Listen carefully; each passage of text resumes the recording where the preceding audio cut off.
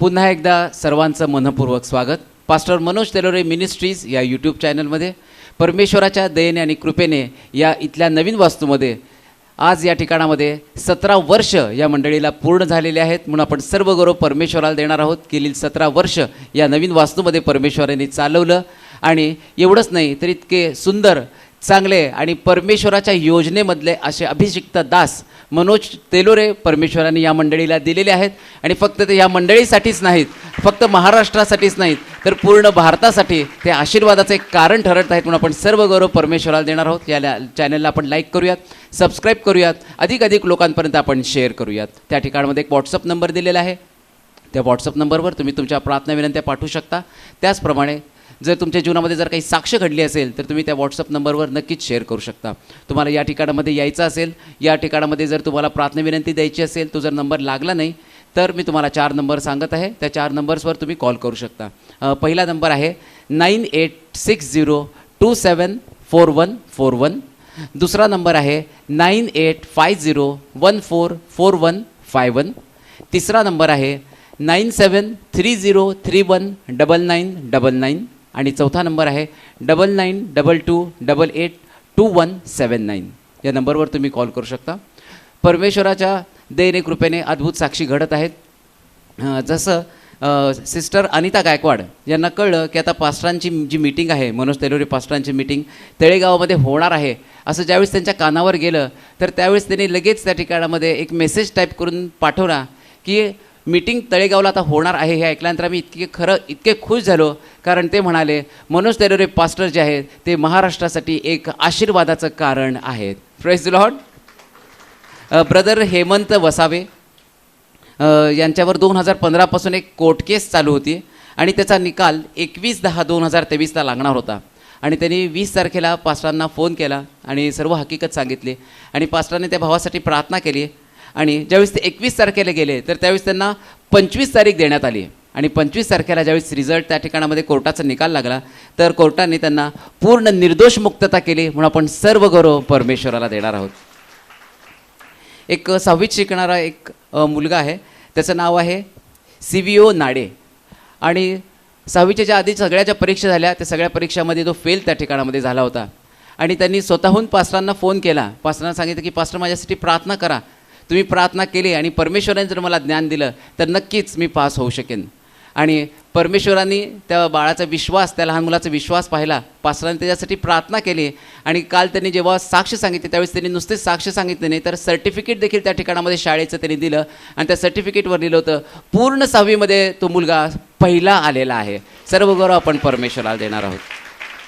त्याचप्रमाणे आपल्या चर्चमधील सिस्टर उपासना पेटकर मागच्या आठवड्यामध्येच त्यांच्या घर बांधणीचा जो कार्यक्रम झाला तो देखील परमेश्वराने आशीर्वादित केला. आणि त्या ठिकाणामध्ये बोरचं काम देखील होतं. बोर त्या ठिकाणामध्ये मारायचं होतं. पास्टर त्या ठिकाणामध्ये पास्टरांनी त्या ठिकाणामध्ये प्रार्थना केली आणि परमेश्वराच्या दयेने कृपेने फक्त 40 फुटावर इतकं अद्भुतरित्या भरपूर पाणी त्या ठिकाणामध्ये लागलं. म्हणून आपण सर्व गौरव परमेश्वराला देणार आहोत. आणि तोच अद्भुत परमेश्वर आज पुन्हा एकदा वचनाच्याद्वारे कार्य करत असताना आपण जोरदार आणि स्वागत करूयात पास्टर मनोज तेलोरे यांचं.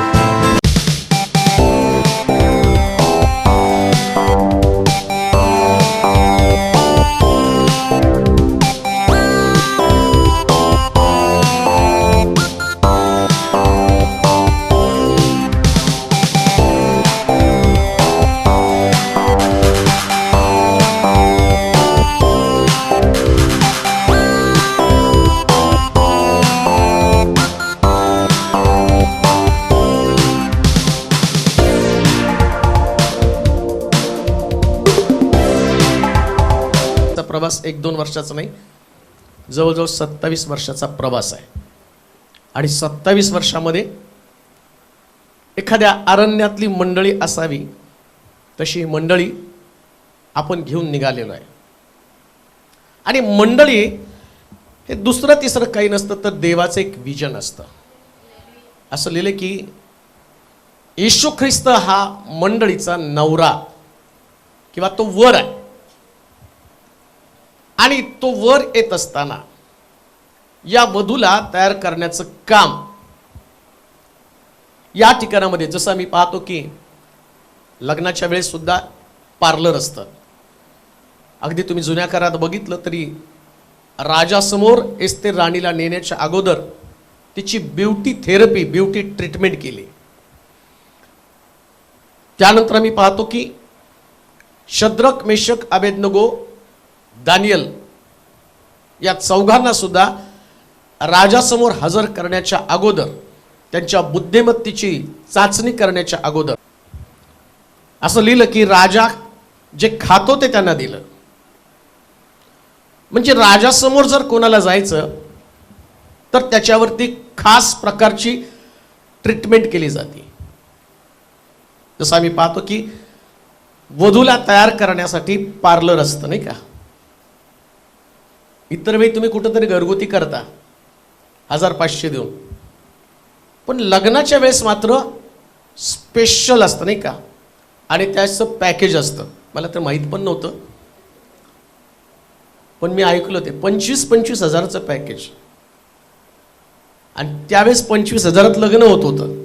पण आता त्या पार्लरला, त्या स्त्रीला, त्या मुलीला जो 25-30 हजार, आता मी कदाचित कमी पण सांगत असेल कारण मला तेवढी खोली माहीत नाही एक्झॅक्ट किती येते, पण तिला तयार केलं जातं.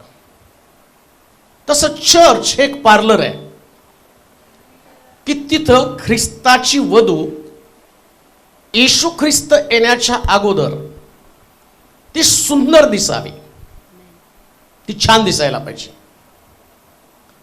बरं, आता सगळ्याच वधू तयार आहेत, सगळेच वाट पाहत आहेत. मग शहाण्या कुमारिका आणि मूर्ख कुमारिकांसंबंधानं सांगितलं नाही का. शहाण्या आणि मूर्ख दोघींनी पण दिवे घेतले आणि दिवे घेऊन त्या वराला सामोऱ्या जायला निघाल्या. परंतु शहाण्या यासाठी शहाण्या ठरल्या, त्याने नुसते दिव्यामध्ये तेल नाही तर भांड्यामध्ये पण तेल घेतलं आणि त्या 5 आतमध्ये घेतल्या गेल्या. आता 27 वर्ष मंडईला घेऊन आम्ही चालत आहोत आणि 27 वर्ष एका सेवकानं एका सेवेमध्ये एका ठिकाणी टिकणं, ती सोलापूरमध्ये टिकणं हा पण इतिहास नाही का. सोलापूरमध्ये पण टिकणं फार मोठा इतिहास आहे. बरं, नुसतंच टिकवलं नाही तर टिकवत टिकवत प्रभूनं वाढवलं. हा, तुम्ही येतपर्यंत माझी सोबत केली, प्रार्थनेमध्ये उचलून धरलं, फायनान्शियली मला मदत केली. आणि मी पण सकाळी उठल्यावर विचार करत असताना म्हटलं, देवा 100% जे द्यायचं ते मी मंडळीला दिलेलं आहे. असं काही राखून ठेवलं नाही की ही गोष्ट माझ्याकडनं द्यायची राहिली, किंवा मिनिस्ट्री करताना मनामध्ये कुठली खंत ठेवली नाही की चला माझ्याकडनं या गोष्टी मंडळीला मी देऊ शकलो नाही. मी 100% एफर्ट्स घेतलेले आहेत. तुम्ही पण 100% एफर्ट्स घेतले आणि म्हणून इथपर्यंत आपण आलेलो आहोत. परंतु या प्रवासामध्ये कित्येक वेळा देवाच्या वचनाशिवाय जर सेवा चालू केली ना तर ती सेवा कालांतराने पडते. म्हणजे ॲडजस्टमेंट, तडजोड, वचन सांगण्याच्या ऐवजी लोकमत किंवा लोकांना काय वाटतं, कुणाच्या मनामध्ये काय, माणसं दुखावली गेली नाही पाहिजे, अशी सेवा आयुष्यामध्ये कधीच पुढे जात नाही. परंतु इथपर्यंत प्रभूने या सेवेला आणलं, याचं कारण तुम्ही बरेच वेळा दुखावलेले आहात. याचा अर्थ मी दुखावलो नाही असं नाही, मी पण दुखावलो गेलो. परंतु मानवी स्वभाव जपत असताना मुख्य भाग काय तर प्रभूची मंडळी. आणि माझा फेवरेट सब्जेक्ट जर कोणता असेल ना तर या दिवसामध्ये अनेक मंडळांमध्ये मी ते शिक्षण दिलं. चर्च ऑन द रॉक, खडकावरची मंडळी. तर या खडकावरच्या मंडळीला चर्च म्हणजे ज्याला आम्ही म्हणतो की चला आम्ही चर्चला चाललो. जसं आम्ही पाहतो इमारत असेल, कुठं सभागृह असेल, काही लोक तर झाडाखाली घेतात चर्च, काही शेतामध्ये घेतात. पण सगळे म्हणताना काय म्हणतात की आम्ही चर्चला चाललेलो आहे. आपलं 27 वर्ष असेल, कोणाच्या 150 वर्ष, कोणाच्या 200 वर्षाच्या मंडळ्या आहेत. आता चंद्रपूरला जाणारे जवळजवळ ती मला वाटते 150 वर्षाच्या आसपासची मंडळी आहे. अजून परवा कुठंतरी गेलो 125 वर्षाच्या मंडळी आहेत. परंतु या मंडळांमध्ये जात असताना मग प्रश्न असा पडतो, कुठंतरी आपली 25 वर्षाची मंडळी आहे आणि 150 वर्षाच्या मंडळांमध्ये जाऊन आपल्याला शिकवावं लागतं. याचा अर्थ काय की यांना वचनाची गरज आहे, वचनाची गरज आहे. एक्झॅक्टली काय नेमकं मंडळी अपेक्षा काय? आज मुख्य भाग जो आहे ज्याच्यासाठी ख्रिस्तानं वधू तयार केली किंवा मंडळी स्थापना केली, नेमकं हा उद्देश लोक विसरून गेलेले आहेत. येशू ख्रिस्त असताना चर्च नव्हता अशातला भाग नाहीये. येशू असताना पण चर्च होतं. पण येशू ख्रिस्त आता शिष्यांना चर्चची संकल्पना स्पष्ट करून सांगत आहे. येशू ख्रिस्ताना असताना चर्च नव्हता असा भाग नाही बरं का, तेव्हा चर्च होतं. आता चर्च मधलं तो म्हटलं की या खडकावरती मी आपली मंडळी वचन रचेल. त्याचं आधी वचन वाचू, मग त्याचं शुभवर्तमान 16 अध्याय 16 ते 19 वचन. खडकावरची मंडळी किंवा चर्च ऑन द रॉक आणि स्वर्गाच्या चाव्या असं टायटल द्या.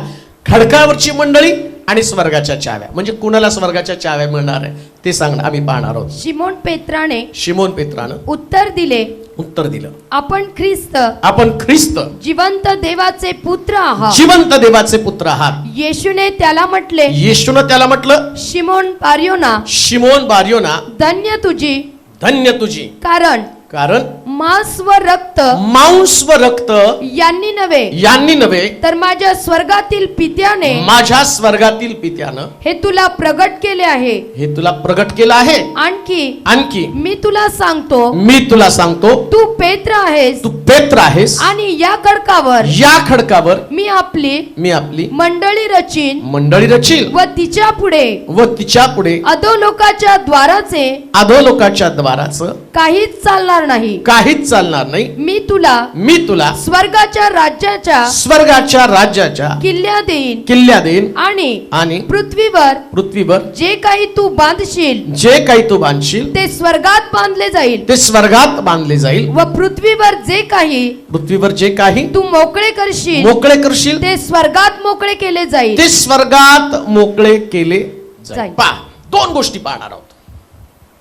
वास्तविक पाहता आजचा वक्ता दुसरा असतो नाही का, पण मी म्हटलं की दुसरा आणला तर 20-25 जातील, द्यावंच लागतं नाही का. चर्चचं बांधकाम आपलं चालू आहे ते 1 करोडपेक्षा पुढे जाईल, सांगता येत नाही. आपण वाचवायचं तेवढं वाचवण्याचा प्रयत्न करू. मग कोणतरी मला म्हटलं की अहो तुम्ही जाऊन दुसऱ्या चर्चमध्ये सांगता, तुम्ही सांगा ना. त्यांनी काटकसर करायच्या हेतूने नाही. शाहरुख म्हटलं नाही मीटिंगला गेलो तर आपण 20-20 हजार जातात की डिझेलला. अरे बाबा बरोबर आहे, पण एवढ्या झटपट तर काय होऊ शकत नाही. पण देवाची योजना, देवाची इच्छा, मंडळीला सुद्धा काहीतरी, आपल्याच मंडळीला काहीतरी चांगलं मिळावं. आणि मला माहिती माझ्याकडे ते बेस्ट आहे बरं का, सगळ्यात बेस्ट माझ्याकडे आहे. कारण प्रभू मला रोज नवीन देतो. आम्ही मागतो देवाला हक्काने, तुम्हाला शिकव, लोकांना समजावून सांगण्यासाठी, आणि त्याची गरज आहे लोकांना. आणि म्हणून आता आपण सगळीकडे पोचत आहोत. एवढ्या सगळ्या सभा वेगवेगळ्या चर्चेसमध्ये वेगवेगळ्या शहरामध्ये होत आहे, याचं कारणच आहे लोकांना देवाच्या वचनाची गरज आहे. आता मुख्य भाग, मंडळीच्या स्थापनेची कल्पना प्रभू येशू ख्रिस्त या शिष्यांना प्रगट करे. 2 गोष्टी, एक मंडळीची रचना किंवा मंडळीची स्थापना किंवा मंडळी कोणाच्या द्वारे चालवली जाणार आहे, हा पहिला भाग. आणि दुसरा भाग, कोणती मंडळी अधिकाराच्या चाव्या मिळवण्यासाठी लायक असणार आहे. आम्ही चर्च 2 भाग सांगत आहे. एक, मंडळी अस्तित्वात आहे, पण मंडळीला जो आवश्यक असणारा खडक आहे, ज्या खडकावरती मंडळी रचली जावी. आज जगात मंडळी अस्तित्वात आहे. आम्ही नाही म्हणू शकत फक्त आमचं चर्च आहे, खूप चर्चेस जगामध्ये. पण अशा चर्चची प्रभूला गरज आहे की त्याच्यावरती खरी मंडळीची रचना व्हायला पाहिजे. ऐका बरं का, तुम्ही आलात, तुम्ही या ठिकाणामध्ये आहात, जुने लोक आहेत ज्यांनी ही सगळी सुंदर वास्तू बांधलेली आहेत नाही का. जुन्या लोकांमध्ये आपल्याला माहिती, सगळ्यांनी फार मोठं योगदान केलेलं आहे. सगळ्यांचा त्याग आहे, खूप मोठा त्याग आहे. सांगत बसलं तर त्याच्यातच वेळ जाईल. परंतु मला माहिती आहे तुम्ही फार मोठा त्याग केलेला आहे. अगदी तुमच्या लेकरा बाळांचं काढून. प्रिन्सचा वाढदिवस मला आठवतं की त्या लोकांनी त्यावेळेस केला आणि ती प्रथाच पडली आपली, कारण त्यांनी ते चर्चसाठी दिलं होतं. असं तुम्ही सगळ्यांनी काही ना काहीतरी चर्चला दिलेलं आहे. हे झाली जुनी इमारत. आता नवीन इमारतीमध्ये पण तुम्ही आला. नवीन इमारतीमध्ये तुमच्या तुटपुंज्या असणाऱ्या पुरवठ्यानं एवढी मोठी वास्तू बांधली जाणार नाही. 1 करोड तिचं बजेट आहे. मग याच्यामध्ये जे लोक इथं नाहीत पण लाखो रुपये त्यांनी तिकडून पाठवलेले आहेत, म्हणजे गंतीच नाही त्याच्याकडं. कोण सहज भेटायला आलं तर आता बदलापूरहून बिचाऱ्या 2 बदलापूर पनवेल ते खास चर्चला भेटायला आले. कशासाठी? काहीतरी चर्चला योगदान द्यावं. गेल्या आठवड्यामध्ये बदलापूरहून बिचारी एक गरीब सिस्टर त्या ठिकाणात आली होती. ती पण कधीतरी तिला चर्चला वेळ मिळेल तसं ती भेट द्यायला येता आता त्यांचं काही एवढी परिस्थिती चांगली नाही. येता 10,000 रुपये घेऊन आले चर्चला. आणि त्यांच्याकडे पाहताना प्रार्थना घरामध्ये एवढे प्रश्न आहेत, परंतु येताना ते पैसे घेऊन आले की नाही हे तुमचं चर्च बांधलं जावं. इतकी लोकांची तळमळ आहे. मग या सगळ्या घडामोडी घडत असताना एक्झॅक्टली प्रभूला करायचं काय, अपेक्षा काय त्याला? या खडकावरती मी आपली मंडळी द्यायची. चर्च ऑन द रॉक, खडकावरची मंडळी. कोणती मंडळी खडकावरची मंडळी असणार आहे? आधीच्या मंडळ्यांचं काय? येशू ख्रिस्तानं मंडळीमध्ये प्रवेश केला, चर्चमध्ये प्रवेश केला. ऐका बरं का, त्यानं एंट्री केली आणि चर्चमध्ये 2 प्रकारचे लोक प्रार्थना करत होते. मी खडकावरच्या मंडळीविषयी सांगत आहे. येशू ख्रिस्तानं चर्चमध्ये एंट्री केली आणि एंट्री केल्याबरोबर एक परुषी प्रार्थना करत आहे आणि एक पापी व्यक्ती प्रार्थना करत. आधीच एक चर्च होतं, पण चर्चमध्ये गेल्यावर देव दुय्यम होता आणि प्रथम कोण होता? त्यांची स्वतःची धार्मिकता.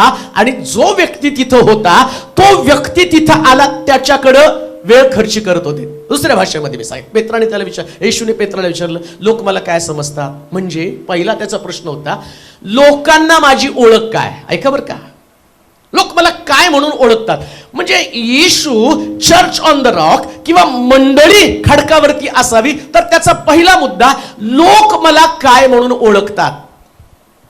आता प्रॉब्लेम काय माहिती का, येशूनं पाहिलेल्या मंडळीमध्ये लोक येशूला ओळखण्याच्या ऐवजी एकमेकाला ओळखण्यात वेळ खर्च घालवायला लागले. तो परुषी काय म्हणतो, हा पापी आहे. यानं त्याचा वेळ कशात खर्च घातला? तो पापी व्यक्ती आहे, तो शब्दात करत नाही, तो लुबाडणारा आहे, ठकवणारा व्यक्ती आहे. आधीचं चर्च अस्तित्वात आहे पण ते चर्च दुसऱ्याला दोष देण्यामध्ये वेळ खर्च करत आहे. असली मंडळी चर्च ऑन द रॉक होऊ शकत नाही, की ज्याच्यामध्ये तुम्ही धार्मिक आहात आणि बाकीचे लोक धार्मिक नाही. आता या व्यक्तीची प्रार्थना काय? मी याच्यासारखा पापी नाही, मी दानधर्म करतो, दशांश देतो, तो सगळ्याशी प्रार्थना करत आहे. म्हणजे तो स्वतःची तुलना लोकांबरोबर करत आहे. पण चर्च ऑन द रॉक मध्ये तुमची तुलना व्यक्ती बरोबर नाही, तुमची तुलना ख्रिस्ताबरोबर असते. प्रियांनो, ख्रिस्ताबरोबर तुमची तुलना असली पाहिजे. तुम्ही त्याच्यासारखं परफेक्ट बना. तुम्हाला अशा प्रकारचे लोक मंडळीमध्ये सापडतील जी पापी आहेत, जी चुकलेले आहेत. चर्च ऑन द रॉक काय मग? खडकावरची मंडळी काय मग? खडकावरच्या मंडळीचं वैशिष्ट्य काय? शास्त्र सांगतं की त्या मंडळीमध्ये आता येशू ख्रिस्त त्या मंडळीतल्या एका व्यक्तीची प्रार्थना, तो कोणाची प्रार्थना प्रभावी आहे? तो व्यक्ती प्रार्थना करतो, प्रभू मी पापी आहे, मी चुकलेला आहे, वाईट आहे. चर्च ऑन द रॉक मध्ये लोक एकत्र येतात त्यास ते आपल्या पापाचा विचार करतात, आपल्या पापाचा विचार, आपल्या कमतरता, आपल्या चुका. ज्या चर्च मध्ये लोक एकमेकाचा चुका पाहतात ते चर्च कधी चर्चच असू शकत नाही, ती ख्रिस्ताची मंडळी असू शकत नाही. ख्रिस्ताची मंडळी या मंडळीमध्ये लोकांचं परिवर्तन. आता दुसरा भाग सांगतो, का त्यांनी तसं म्हटलं. अजून एक गोष्ट मला सांगतो. या पेत्राला तो रहस्य सांगत आहे, जे रहस्य जगातल्या मंडळांना अतिशय आवश्यक आहे. अजून एक, तो आला, विधवा 2 टोल्या टाकत होती आणि बाकीचे लोक थैल्यानं टाकत होते. आता येशूनं दोन्ही चर्च मधले हे दोन्ही पण उदाहरण पाहिलं. काही थैल्यानं टाकायला लागलेत आणि विधवा उपजीविकेतल्या 2 टोल्या टाकत आहे. त्यांना ते चर्चमध्ये पाहिजे. इथं लोक दिखाऊपणा करत आहेत. तो म्हणतो असली पण मंडळी नको आहे. कोणती मंडळी? ज्या मंडळीमध्ये सगळं वरपांगी आहे. ऐका, चर्च कधीच वरपांगी असता कामा नये. जे आहे ते ओरिजिनल असलं पाहिजे. ओरिजिनल बरं का, जे ओरिजिनल, दिखाऊपणा त्याच्यामध्ये असता कामा नये. ज्या दिवशी मंडळीमध्ये दिखाऊपणा येतो, वरपांगी जीवन असतं, ते चर्च खडकावरचं चर्च कधी नसतं. तिसरी गोष्ट, अजून मी तुम्हाला फक्त प्रस्तावना सांगत आहे, मुख्य भाग तर तुम्हाला पुढे पाहायचा आहे.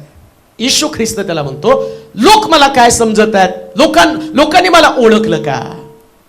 ऐका, तुमच्या चर्चमध्ये किती मोठं दान देणारे लोक ही तुमची ओळख असता कामा नये.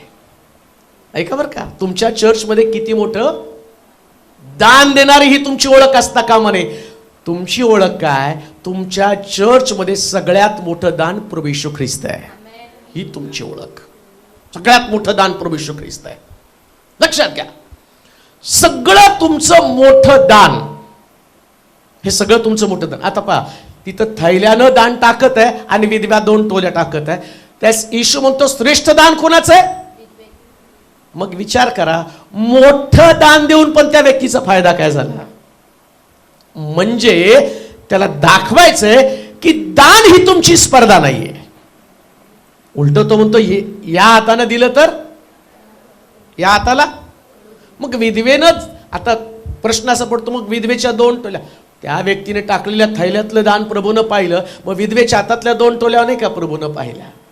मग तिच्या 2 टोल्या दिसलं म्हणजे तिचं दान पण दिखाऊ आहे? नाही हो, तिने झाकून ठेवलेल्या होत्या, तिच्या टोल्या झाकून आहेत.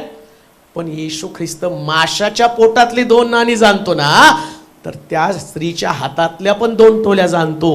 म्हणून लक्षात ठेवा. अजून एक गोष्ट मला सांगतो, चर्च ऑन द रॉक खडकावरच्या मंडळीचं वैशिष्ट्य काय?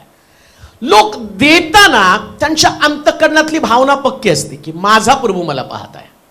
कोणी व्यक्तीने तुम्हाला पाहू अथवा न पाहू, पण पाहणारा देव स्वर्गामध्ये आहे आणि देताना तो तुमच्याकडे बारकाईनं पाहतो.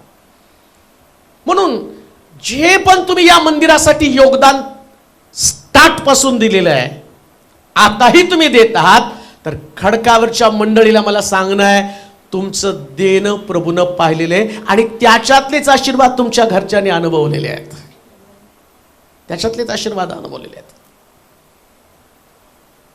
मी आज मुद्दामून अंगठ्यान चेन घालून आलो, तुम्ही बघाव म्हणून, नाही का? मुद्दाम. परत ते उपासनाच्या तिथं कार्यक्रमामध्ये वैजंती सिस्टर सारख्या फोटो काढत होत्या आणि मी बघायलाच तयार नाही. शेवटी पाडे सिस्टरने मला सांगितलं, अहो नवीन मोबाईल घेतलाय आता तर बघा. मी पण म्हटलं, आता मी पण अंगठ्या आणि चेन घालून उभं राहतो. का उभं राहतो त्याचं कारण आहे, तुम्ही बघावं. का बघावं? चर्च बांधायला काढल्यावरती त्यास माझ्याकडे काही नव्हतं आणि नाही हे माझं भूषण होतं. माझ्याकडे काय नाही, माझ्याकडे काय नाही. आणि एक गोष्ट ध्यानात ठेवा, 1-2 वर्ष नाही, जवळजवळ 17 वर्ष मी तुमच्यावर स्ट्रगल केलेले. 17 वर्ष बरं का. 17 वर्ष फार मोठी असते गोष्ट की ज्या गोष्टीमध्ये एका व्यक्तीला उभं राहून हे सगळं मॅनेज करणं. बरं, बसल्या बसल्या विचार करायला लागलो. म्हटलं दुसरा जन्म असताना तर देवाजवळ प्रार्थना केली असती, सगळं बनव पण मनोज तेलोरे बनवून परत पाठवू नकोस. फार फार स्ट्रगल करावं लागलं का. मनोज तेलोरे या नावाला फार मोठी किंमत चुकवावी लागत आहे. आणि मग मी असं म्हटलं की देवाला गमतीने मी म्हटलं, पुढच्या वेळेस म्हटलं ना, देवा मनोज तेलोरे म्हणून पाठवू नको, पाठवायचं तर दुसऱ्या कुठल्या पण नावाने पाठव. फार रिस्ट्रिक्शन, फार जबाबदाऱ्या, सगळ्या गोष्टी पुढे नेताना ज्या प्रकारची घालमेल होत असती ना, ते अहो तुम्हाला रडता तर येतं ना, तुम्हाला सांगता तर येतं, तुमची कमतरता कोणासमोर मांडू शकता. या व्यक्तीला काही कुणाला सांगता येत नसतं, कमतरता कोणासमोर मांडता येत नसतं. का?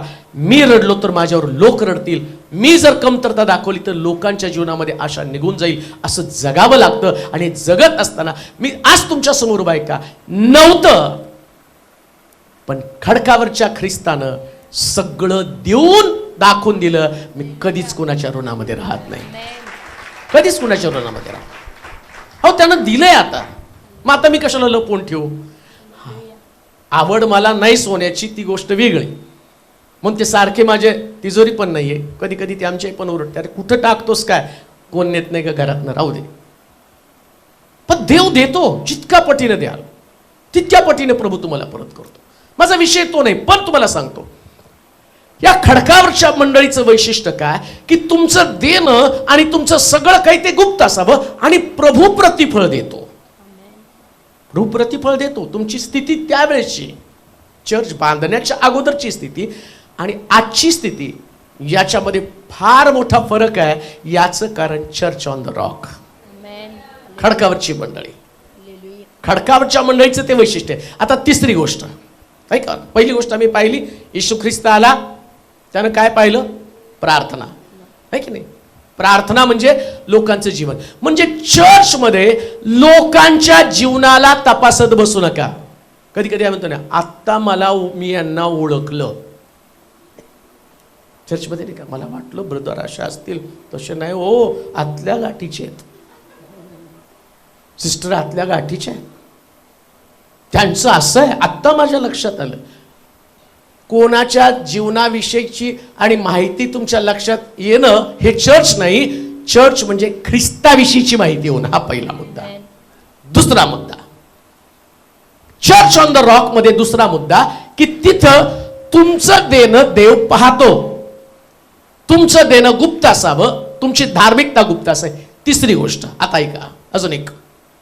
मी त्या गोष्टीचा विचार करत होतो आणि एक एक गोष्टी देव प्रगट करतो की नाही, हे रहस्य मंडळीला कळणं, जगातल्या प्रत्येक मंडळांना बरं का.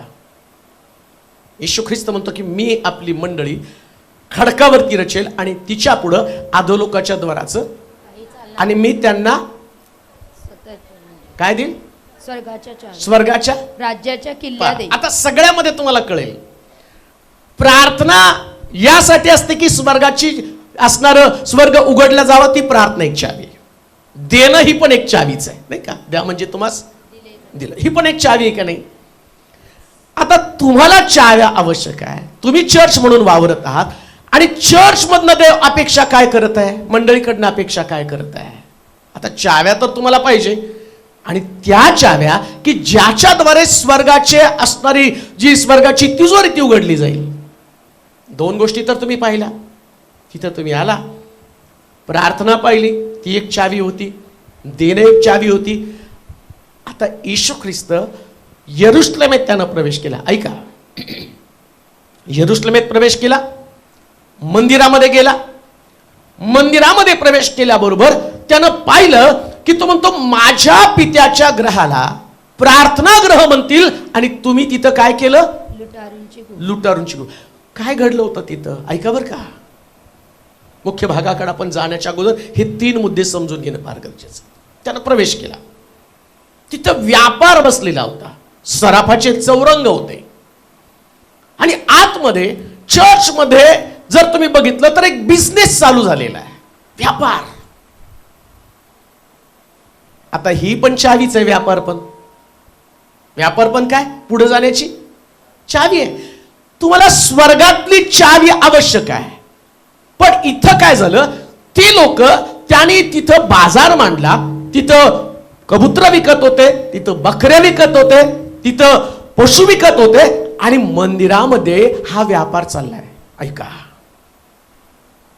माझ्या पित्याच्या ग्रहाला काय म्हणतील? प्रार्थना म्हणून. आणि भरलं काय तिथं? बाजार. म्हणून चर्च ऑन द रॉक जे आहे त्या चर्चमध्ये कधी बिझनेस नसतो, तिथं फक्त प्रार्थना असते. दोन गोष्टी. चर्च हे नेहमी लोकांना प्रार्थनेकडे घेऊन जाणारं ठिकाण असलं पाहिजे. लोकांना प्रार्थना शिकवा, त्यांना देवावरती प्रेम करायला शिकवा, त्यांना प्रभूच्या वचनाचं आज्ञेचं पालन करायला शिकवा, त्यांना देवाच्या भयामध्ये चालवणं शिकवा.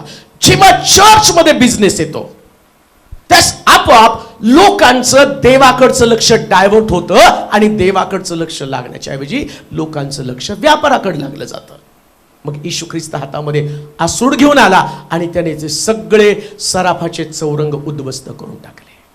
ज्या मंडळांमध्ये बिझनेस आहे, व्यापार आहे, मग तो तेल विक्रीचा असू द्या, नाही का, आम्ही तेलाच्या बाटल्या सुद्धा विकल्या जातात, जर तुम्ही बघितलं तर त्या ठिकाणामध्ये लोक आल्यानंतर प्रार्थनेचं तेल आणि मग ते विकलं जातं, मग कुठं कपडे विकले जातात, म्हणजे प्रार्थनेसाठी अभिषेकानं भरलेले कपडे. हा बिझनेस आहे. कोणताच बिझनेस चर्चमध्ये असता कामा नये. कोणताच बिझनेस जेव्हा बिझनेस येतो त्यास प्रभूचं लक्ष मंडळीकडनं निघून जातं. आणि काय म्हटलं माहिती का तो, या मंदिराची चिऱ्यावर चिरा. कोणत्या मंदिराची? ज्याच्यामध्ये व्यापार चाललेला होता. म्हणून ज्या चर्चमध्ये येतो ना त्यास आमचं हेतू अगदी स्वच्छ आणि स्पष्ट असावा. आम्ही देवाच्या वचनाचीच फक्त घोषणा करणार. चर्चमध्ये कधी व्यवहार येऊ नये, चर्चमध्ये कधी व्यापार येऊ नये. मग येशू म्हटला मी आपली मंडळी या खडकावरती रचेल. कोणत्या खडकावरती? ज्याचं एम, ज्याचा उद्देश आहे. काय उद्देश आहे? वाचा परत ते वचन. येशूने त्याला म्हटले, शिमोन बारयोना, धन्य तुझी, कारण मांस व रक्त यांनी नव्हे तर माझ्या स्वर्गातील पित्याने हे तुला प्रगट केले आहे. आणखी मी तुला सांगतो तू पेत्र आहेस आणि या खडकावर मी आपली मंडळी रचेन व तिच्या पुढे अधोलोकाच्या द्वारांचे काहीच चालणार नाही. अजून पुढे मी तुला स्वर्गाच्या राज्याच्या किल्ल्या देईन. कोणाला किल्ल्या देणार आहे? ऐका, मी तुम्हाला सगळं सांगताना नवरी संबंधानं सांगत आहे. नाही का, एक वधू घरामध्ये येते ना, वधू घरामध्ये आल्यानंतर आधीची जी वधू आहे ती वृद्ध झालेली असते, म्हणजे ती आधी बायको म्हणून आलेली असते. आणि मग ती आल्यावर तिच्या सासूनं तिला चाव्या दिलेल्या असतात.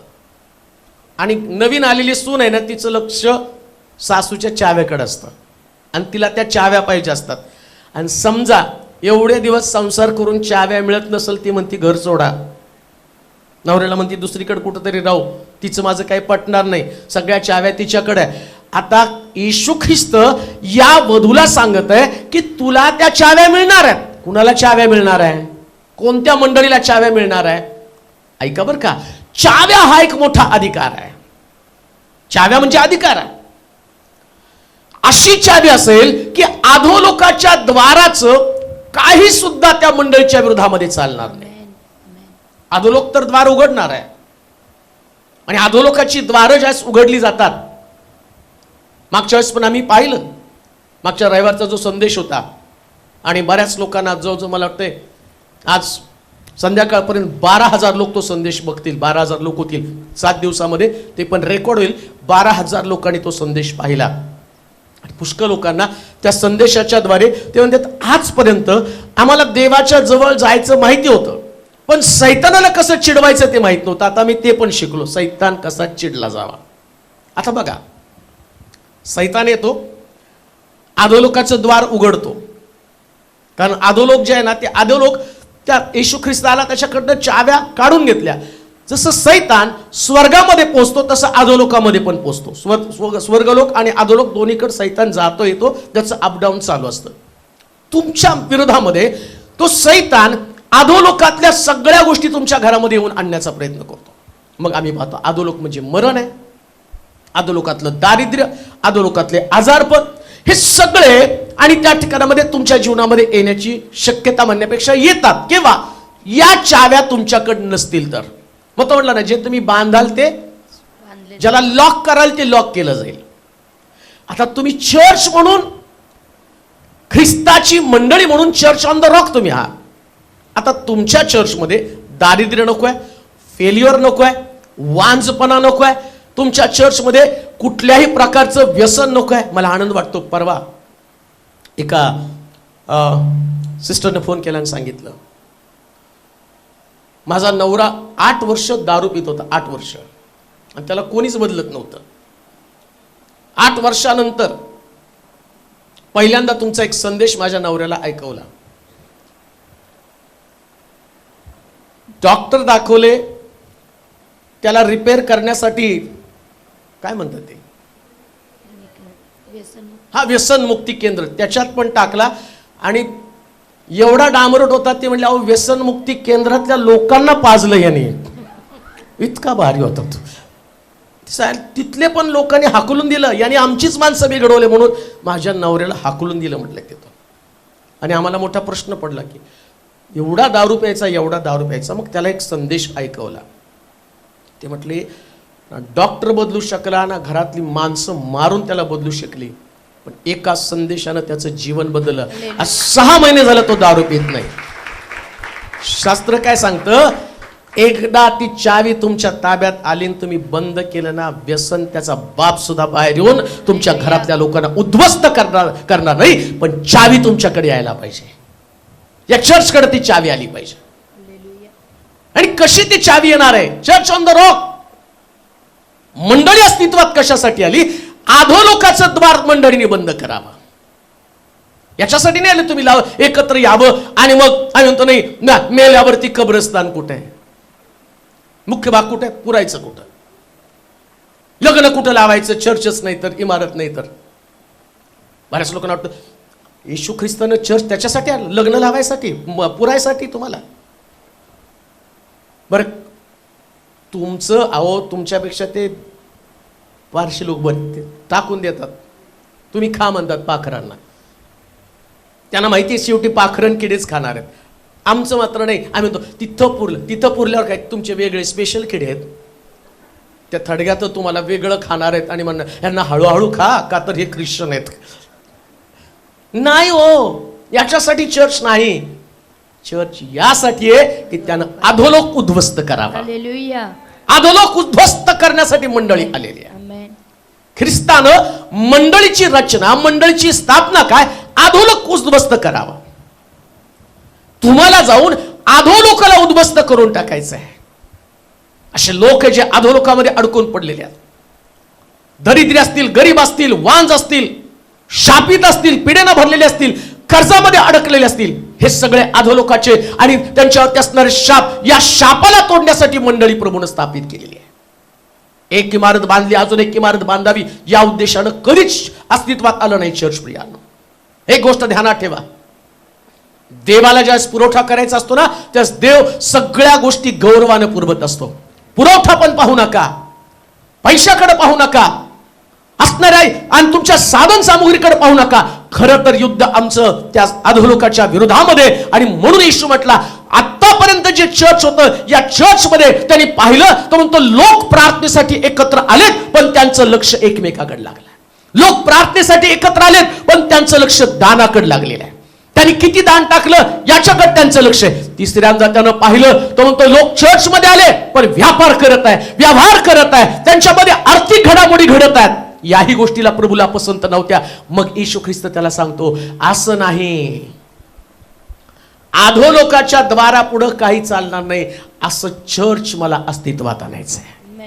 शिलोच्या लोकांना अधोलोकाचं द्वार उद्ध्वस्त करणारे लोक तुम्ही असलं पाहिजे. इफिसकराच्या पत्रामध्ये 6व्या अध्यायाच्या 10 आणि 12 वचनामध्ये असं काय लिहिले, वाचा, जे तुम्हाला आणि मला सगळ्याला पाठ असणारं वचन आहे, परंतु हे वचन याच्या संदर्भात काय म्हणतं वाचूया. इफिसकराचं पत्र 6वा अध्याय 10 ते 12 वचन. शेवटी प्रभू मध्ये व त्याच्या प्रभावी सामर्थ्यानं बलवान होत जा. सैतानाच्या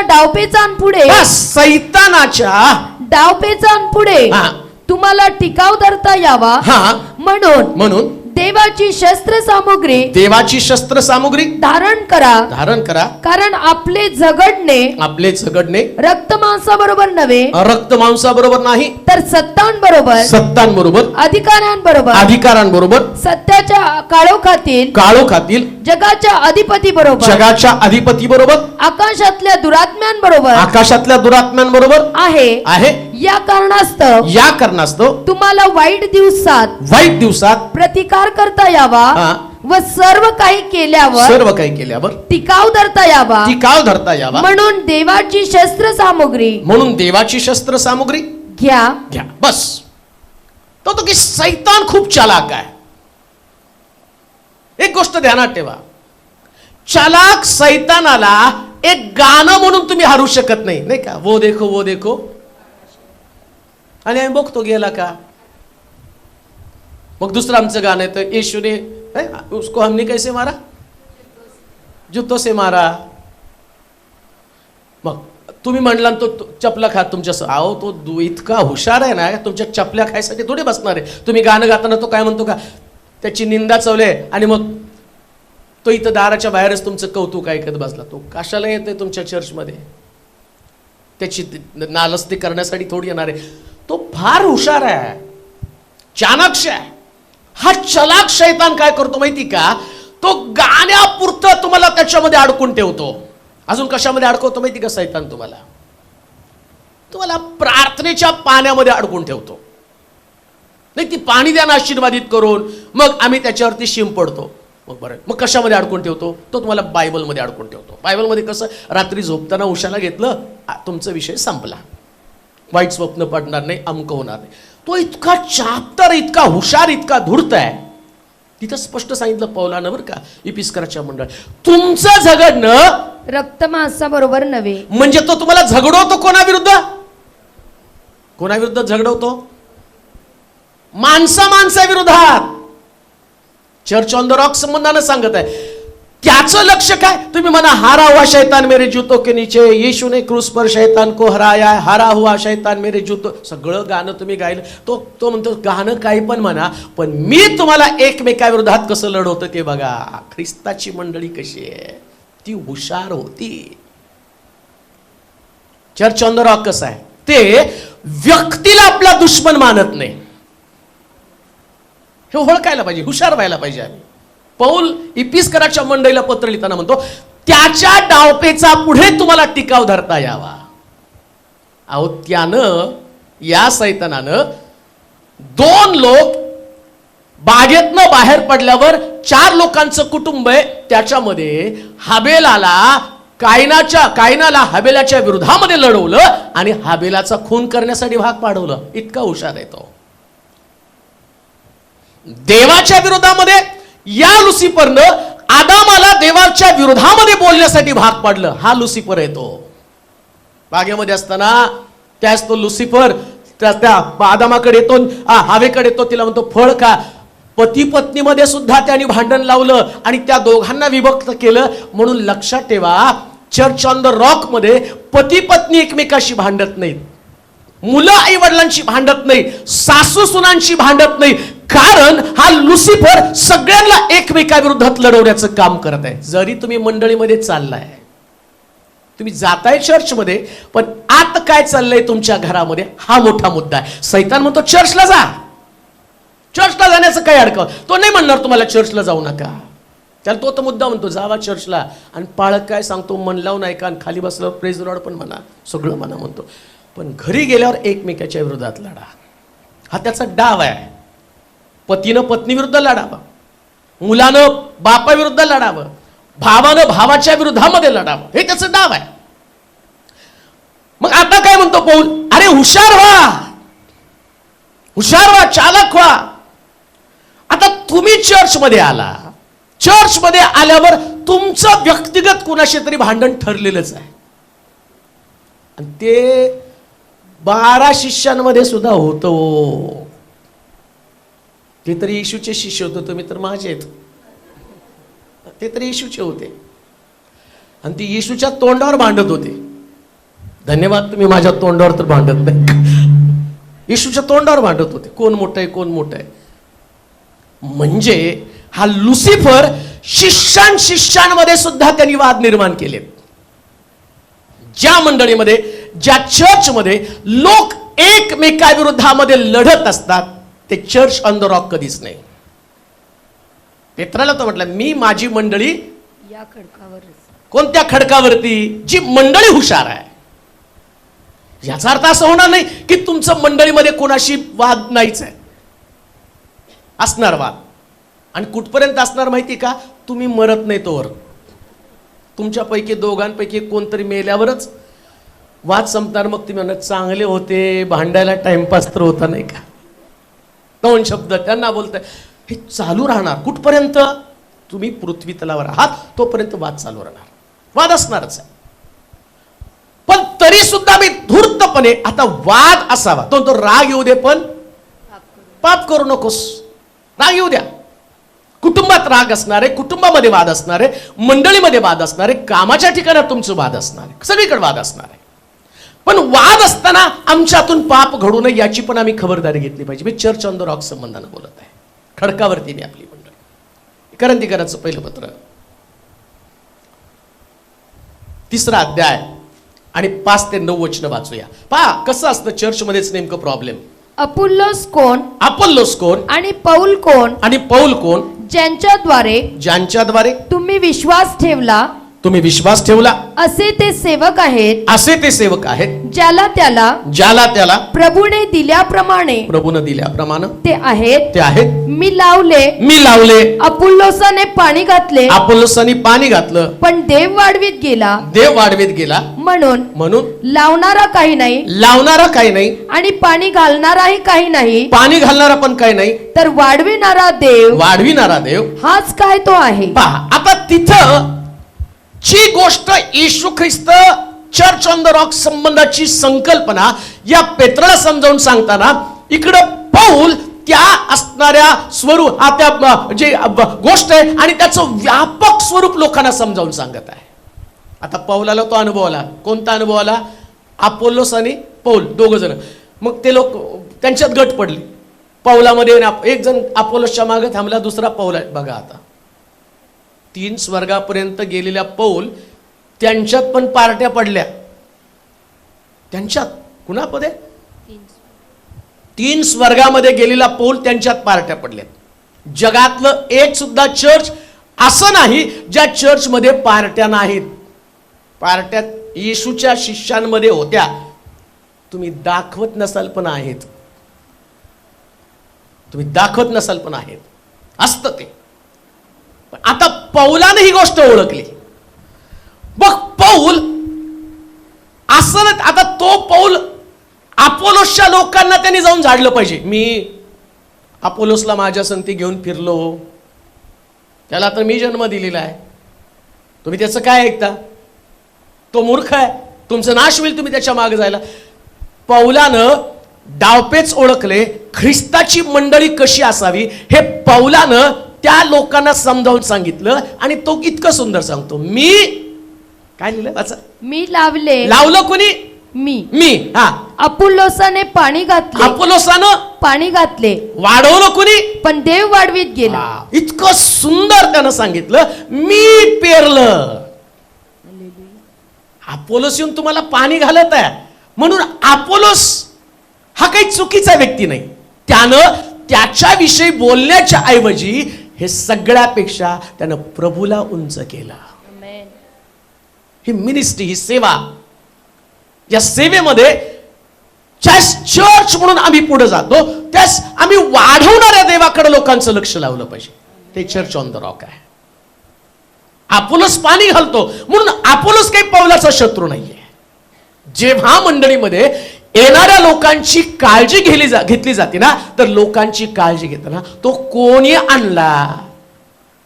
तुम्ही कदाचित लोकांमध्ये बऱ्याच ठिकाणामध्ये असतं, सेल ग्रुपवरून पण भांडणं होत असतात. आता आपल्याकडं नाही जास्त, आपण तेवढं करत नाही. माझ्या सेल ग्रुपमध्ये तुम्ही का गेला होतं बऱ्याच ठिकाणामध्ये. आम्ही गेल्यावर, आता मी एवढ्या ठिकाणात जातो, गेल्यावर मला ते दिसतंय. बऱ्याच ठिकाणामध्ये गेल्यावरती, मंडळांमध्ये गेल्यावरती सांगतात, अहो तू का चर्च सोडलं? नाही, माझ्या सेल ग्रुपमध्ये तो गेला, त्याला पाळक काय बोलला नाही, मग आम्ही सोडलं. अरे बापरे, असं पण असतंय. पहिल्यांदा मला कळालं हे असंही असतंय. कधी कधी एखाद्यानं लावलं, दुसरा तिथं गेला, तो वचन सांगत आहे, पण मेंढरा कुणाची येतो? देवाची. ने गेली पाहिजे कुणाकडे पाहिजे? मग तुझं माझं भांडण येतं कुठं? तुझं माझं? चर्च ऑन द रॉक संकल्पना मी सांगत आहे. खडकावरची मंडळी म्हणजे त्या मंडळीमध्ये कोणत्याच गोष्टीसाठी वाद नाही. आता सैतान तुमच्यामध्ये छोटेसे वाद निर्माण करतो. तो तुझी मेंढर, माझी मेंढर, तू आणि तू त्याच्यावरती मेहनत घेतली. पौल पण ते मी काय केलं? मी लावलं कोणी? म्हणजे मी गेलो तिथं वचन सांगायला. पहिली माझी एंट्री झाली. तो माझा आत्मा आहे. मग त्याच्यामध्ये ती भावना, आणि जाऊन पौल बघतो तर अपोल्लोस तिथं जाऊन प्रार्थना घेत आहे. आधी जिंकलं घर कोणी, आणि दुसऱ्यांदा व्हिजिटिंगला गेल्यावर सापडलं कोण? मग आता पौलाचं डोकं फिरायला पाहिजे का नाही? तो तिथं जाऊन त्यांना ते सांगायला लागले, ब्रदर बोल, अपोलोसची काल प्रार्थना झाली, मी असतो तर म्हणलं त्याला का घात घेतलं, मी येत नव्हतो प्रार्थनेला, मी प्रार्थनेला येताना तू त्याला का घेतलं. पण पौल इतका समंजसपणे, त्याला माहिती आहे मंडळी खडकावरती स्थिर होणं गरजेचं आहे. चर्च ऑन द रॉक, खडकावरची मंडळी. आता विचार करा, इथं ज्यांच्या घरामध्ये पौलाची प्रार्थना चालू आहे आणि ज्यांच्या घरात आता अपोलोसची प्रार्थना झाली, हे दोन्ही नवीन आहेत. दोन्ही नवीन आहेत. सॉरी, कोण नवीन आहे? ज्याच्या घरात चालली तो नवीन आहे. हे दोघं मुळावलेले आहेत. विचार करा, पौल जाऊन जर अपोलोसचं सांगायला लागल्यावर त्या व्यक्तीला खरं वाटेल पौल खरा का अपोलोस खरा, तो जाणार नाही का माग? चर्च ऑन द रॉक सांगत आहे, ख्रिस्ताची मंडळी, खडकावरची मंडळी, या मंडळीचं वैशिष्ट्य काय? ते लोकांच्या आत्मिक जीवनाची काळजी करत आहे. आत्मिक जीवनाची काळजी करा. कोणता व्यक्ती देवामध्ये कसा टिकून राहून याची खबरदारी घ्यायला पाहिजे. देवामध्ये टिकून राहणं फार गरजेचं आहे. आमच्या चुकीच्या बोलण्यानं, आमच्या चुकीच्या विचार करण्याच्या पद्धतीमुळं कदाचित ते झाड ज्याच्यासाठी तुम्ही दोघं पण मेहनत घेतात, पण ते झाडच जळून गेलं तर देवाचं राज्य कसं वाढणार आहे? कसं वाढणार आहे देवाचं राज्य?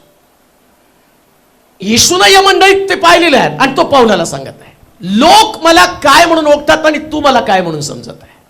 आमची धारणा काय चर्च संबंधानं, आमची कल्पना काय, कोणत्या गोष्टी आम्ही चर्च संबंधानं डोक्यामध्ये ठेवत आहोत, काय आमच्या डोक्यामध्ये चर्च संबंधानं चालू आहे. त्या मंडळी म्हणून मी पाहताय, त्या मंडळीमध्ये फक्त वाढवणारा देव हीच गोष्ट लक्षात ठेवा. वाढवणारा देव. मी कधीच आतापर्यंत स्वतःला जास्त प्रेझेंट करत आलो नाही. आणि पहा, मला बाहेर गेल्यावर बरेच लोक सांगतात, ते म्हणतात या आम्ही देवामध्ये वाढण्याचं कारण आत्तापर्यंत तुम्ही तुमच्याविषयी कमी, म्हणजे माझ्याविषयी मी बोलतच नाही, पण देवाविषयी जास्त बोलता. हा व्यक्ती लबाड आहे, देव लबाड नाही. हा व्यक्ती फसवेल, देव फसवणार नाही. हा व्यक्ती तुमचं नुकसान करेल, 100% हा व्यक्ती तुमचं नुकसान करेल, पण देव तुमचं कधीच नुकसान करणार नाही. म्हणून लक्षात ठेवा, पौलही महत्वाचं नाही, अपोलोस पण महत्वाचा नाही. महत्वाचा कोण आहे? देव. म्हणजे मंडळीमध्ये व्यक्तिपूजा कधीच असता कामा नये. व्यक्तिपूजा असू नये. म्हणून म्हटलं, तुम्ही ज्यास एकत्र जमता त्यास तुमच्यामध्ये फुटी असता कामा नये. आणि शास्त्रात लिहिले, शेवटच्या दिवसामध्ये तुमचं एकत्र मिळणं वाढवा. काय म्हटलं? शेवटच्या दिवसामध्ये एकत्र मिळणं म्हणजे कमी होणार. ज्या अर्थी तो वाढवा म्हणतो ना, औषधाचा डोस वाढवा म्हणजे कमी पडतो म्हणून सांगतात डॉक्टर, औषधाचा डोस वाढवा. तसं एकत्र मिळणं होऊ नये याच्यासाठी सैतान काय करणार आहे? तुम्हाला कुठेतरी कुठल्या तरी झमेल्यामध्ये अडकून ठेवणार आहे. कोणत्या तरी गोष्टीमध्ये, आत्मिक गोष्टी. तुमचं झगडणं, वाचा परत वचन. शेवटी प्रभूमध्ये काय व्हा? प्रभूमध्ये व त्याच्या प्रभावी सामर्थ्याने बलवान होत जा. पहिल्यांदा तो म्हणतो तुम्ही प्रभूमध्ये स्ट्रॉंग व्हा. काय व्हा? बलवान व्हा, वीक होऊ नका. बलवानच्या विरोधामध्ये अशक्त. कोण अशक्त आहे? तो म्हणतो मी लावलं तो अशक्त आहे. मी लावलं ना, माझा आत्मा आहे, माझा अमक आहे, मी याला प्रभूकडे गेलो. तुम्ही कशाला गेलात? तुम्ही कशाला गेलात? तो म्हणतो प्रभूमध्ये तुम्ही कसे झालेलात? कमजोर, फुसका एकदम, काहीच उपयोग नाही तुझा. तुला मी या उद्देशानं पाठवलं. तो म्हटलं जाऊन सर्व राष्ट्राला शुभवर्तमान सांग. हा उद्देश आहे. प्रत्येक व्यक्तीला देवाचं वचन समजलं पाहिजे. घराघरामध्ये वचन पेरलं गेलं पाहिजे. गावागावामध्ये वचन पेरलं पाहिजे. लक्षात ठेवा, गावागावात. काल दुपारी मी असं बसलेलं असताना एक व्यक्तीचा कॉल आला, साहेब मी तुमचं फार मोठं बॅनर घोडेगावमध्ये पाहिलं, तुमची तिथं सभा आहे. सभा आहे का त्या ठिकाणामध्ये? आणि किती तारखेला सभा आहे? मी म्हटलं तुम्ही बॅनर पाहिला तर मला त्याला माहित नाही, मी तोच व्यक्ती ज्याचा फोटो त्यांनी पाहिलेला.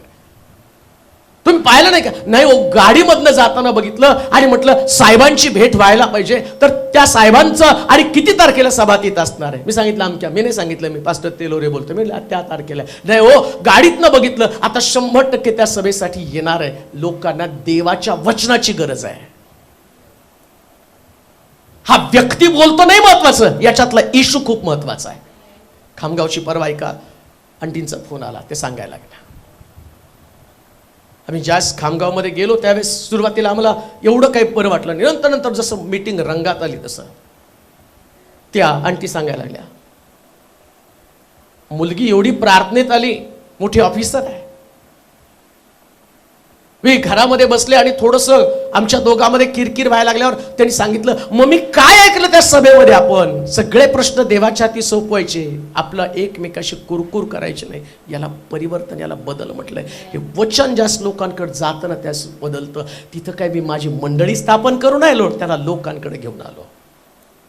उद्देश लोकांकडं, लोक देवाकडे वळले पाहिजे. देवाकडे वळणं गरजेचं आहे. मग वाढवणारा देव आहे, देव वाढवणार त्यांना. आणि प्रभूची इच्छा आहे मंडळीमधले लोक आत्मिक जीवनामध्ये वाढावेत. वाढवणार कसं मग त्याला? अपोलोसन पौलाचं केलं तर कसं वाढणार? हा अपोलोसचा, हा पौलाचा. कधी कधी आम्ही पण म्हणतो ना, नाही ते आपल्या गटाचे नाहीत. बोलतो ते आपल्यातले नाही, हळू बोला. हा तुमचा येशून त्याचे 2 तुकडे केलेत का? अर्धा तुम्हाला दिला, अर्धा यांना दिला? नाही हो, आम्ही सगळे ख्रिस्ताचे आहोत. याला चर्च ऑन द रॉक म्हटलेलं आहे. कशाला भेद असायला पाहिजे? मंडळीमध्ये जर भेद असतील तर कुठली ती मंडळी? ती मेलेली मंडळी आहे ज्या भेद आहे तुमच्यामध्ये. तर मग तुम्ही किती उड्या मारा, किती गाणे गा, किती भारी उपदेश तुमच्याकडे द्या, किती भारी बिल्डिंग बांधली जाऊ द्या, काय येशू ख्रिस्त आता तुम्ही बांधणार आहे ते चर्च सुंदर बांधणार आहात. मला माहिती, कल्पना आपल्यासमोर, स्ट्रक्चर आहे, आराखडा सगळा तयार आहे. आतमधली इमारत सुंदर असणार आहे, बाहेरून छान दिसणार आहे, येथील लोक एकत्र. पण काय तुमचं ते AC बघायला येणार आहे का? तुमचं डेकोरेशन बघायला येणार आहे? तो बघणार ते आतमधल्या लोकांची मन. ती मन तुमची कशी आहेत? कसं अंतःकरण आहे तुमचं एकमेकाविषयी? कसं वाढवण्यासाठी तुम्ही मेहनत घेता? ती व्यक्ती वाढली पाहिजे. जसं आम्ही 3 उदाहरणं पाहिले. पहिल्या उदाहरणामध्ये पाहिलं तो दान देणारा व्यक्ती आहे ज्यानं थैल्यानं दिलं. आणि दुसरा जो 2 टोल्या देणारा पण तितका रिस्पेक्टिव्ह आहे जितका थैल्यानं देणारा. याला म्हटलं टिकवून ठेवणं. यानं 2 टोल्या दिल्या म्हणून त्याचा व्हॅल्यू कमी नाही, आणि याने थैल्यानं दिला म्हणून त्याचा. येशू त्यांना शिकवतोय काय? त्यानं थैल्यानं दिला म्हणून तो नाही मोठा झाला, आणि त्याने 2 टोल्या दिल्या म्हणून तो कमी नाही. याला इक्वलायझेशन म्हटलेलं आहे. चर्चमध्ये लोक कोण किती देतं याच्यापेक्षा तो व्यक्ती वाढला पाहिजे. त्याला म्हटलं चर्च ऑन द रॉक. दुसरा मुद्दा पाहिला, तो व्यक्ती चर्च मध्ये आला, त्याला वचन माहित नाही, तो पापी आहे, आधी लोकांना लुटत होता. पण आता चर्च मध्ये आल्यावर बदलायला लागला ना. वाढू तर द्या. वाढण्याच्या अगोदर जर तुम्ही त्याला तोडलं तर वाढणार कसा? म्हणजे प्रत्येक व्यक्तीला बदलण्यासाठी चर्च असावं.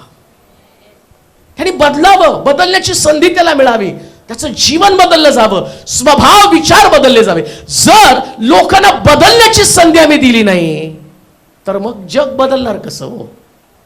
दुसऱ्या भाषेमध्ये मी असं म्हणेल, करोना झाला आणि सगळे हॉस्पिटल बंद केले. घराघरात करोना शिरून सगळे मेल असतो की आपण. पण हॉस्पिटलमध्ये त्यांना बोलवलं, त्यांच्यावर उपचार केले म्हणून बाकीचे वाचले ना. चर्च हे असंच ठिकाण आहे. इथं लोक बदलतील तर जग वाचेल प्रियांनो. याला चर्च ऑन द रॉक म्हटलेलं आहे, याला मंडळी म्हटलेली, याला चर्च म्हटलेलं आहे. ते बदलावेत, त्यांचे विचार बदलले पाहिजेत. जर लोक बदलतील ना तर कुटुंबात शांती असणार आहे. कशी शांती येणार आहे? तुम्ही जगाच्या शांतीसाठी प्रार्थना करता. जगामध्ये शांती तेव्हा येईल जेव्हा कुटुंबामध्ये शांती येईल. आणि कुटुंबामध्ये शांती येण्यासाठी अशी व्यक्ती ज्या चर्चमध्ये येते त्या व्यक्तीचं परिवर्तनाची वाट तुम्हाला पाहावी लागेल. म्हणून म्हटलं मी लावलं, अपोलोसने पाणी घातलं, वाढवणारा देव याला चर्च ऑन द रॉक म्हटलेलं. त्यानंतर अजून एक गोष्ट वाचूया त्याच वचनामध्ये, मत्तयाचं शुभवर्तमान 16वा अध्याय आणि 16 पासून 19 पर्यंत वचन. हा. शिमोन पेत्राने उत्तर दिले, हा. आपण ख्रिस्त हा. जिवंत देवाचे पुत्र आहात. जिवंत देवाचे पुत्र आहात. येशूने त्याला म्हटले, येशूने त्याला म्हटलं, शिमोन बारयोना, शिमोन बारयोना, धन्य तुझी, धन्य तुझी, कारण मांस व रक्त यांनी नव्हे तर माझ्या स्वर्गातील पित्याने हे तुला प्रगट केले आहे. आणखी मी तुला सांगतो, तू पेत्र आहेस, आणि या खडकावर मी आपली मंडळी रची. आता दुसरा भाग, मी खडकाविषयी बोलत आहे, ज्या खडकावरती ख्रिस्ताला आपल्या मंडळीची रचना करायची. आता दोन गोष्टी या ठिकाणामध्ये येशू बोलत आहे. तो पेत्रा, याच्या अगोदर तो म्हणतो शिमोन बरियाना, शिमोना, त्या मुलाला बसून घ्या, शिमोना. आता शिमोन आणि पेत्र या दोन गोष्टींना येशू एकमेकापासून वेगळं करत आहे. एक शिमोन आणि दुसरं पेत्र. ऐका, इकडं तो म्हणतो शिमोन बरियाना. शिमोन या शब्दाचा अर्थ आहे ऐकणे. ऐका, ऐकणे. तो शिमोना म्हणजे तू पूर्वी ऐकणारा होता, आता शिमोनावरती मंडळी रचू शकत नाही बरं का. शिमोनावरती मंडळी रचू शकत नाही. मग कोणावरती मंडळी रचू शकते? पेत्र. जोपर्यंत शिमोन पेत्र बनत नाही तोपर्यंत मंडळीची रचना होऊ शकत नाही. नीट ऐका, समजून घ्या. मी चर्च ऑन द रॉक संबंधानं सांगत आहे, खडकावरच्या मंडळी संबंधानं सांगत आहे. खडकावरच्या मंडळीमध्ये सुरुवातीला शिमोन असतो. आता शिमोन पेत्र बनला पाहिजे. जर शिमोन पेत्र बनत नाही तोपर्यंत मंडळीच अस्तित्वात येऊ शकत नाही किंवा खडकावरच्या मंडळीचा जन्मच होऊ शकत नाही. शिमोन म्हणजे ऐकणं. काय एक्झॅक्टली ऐकणं आणि काय एक्झॅक्टली पेत्र, या दोन गोष्टीमध्ये नेमकं प्रभूला आम्हाला काय शिकवायचं? शिमोन म्हणजे ऐकणं आणि पेत्र. आता येशू त्याला म्हणतो पेत्र या नावावरती मी माझी मंडळी रचणार आहे. आणि पेत्र म्हणजे पेट्रास नावाचा खडक ज्याच्यामध्ये तेल असतं. हे तुम्हाला मी मागं पण सांगितलं. पेट्रास म्हणजे तेल असणारा खडक. शिमोन म्हणजे ऐकणं आणि पेट्रास म्हणजे तेल असणारा खडक.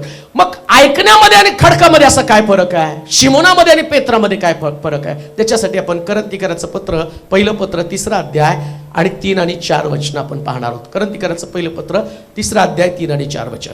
कारण तुम्ही अजूनही दैहिक आहात. दैहिक आहात ज्या अर्थी तुमच्यामध्ये हेवा व कलह आहे. हेवा व कलह आहे. त्या अर्थी तुम्ही दैहिक आहात की नाही? दैहिक आहात का नाही? व मानवी रीतीनं चालता की नाही? कारण जेव्हा एखादा म्हणतो मी पौलाचा आहे, दुसरा म्हणतो मी अपुल्लोसाचा आहे, तेव्हा तुम्ही मानवच आहात की नाही?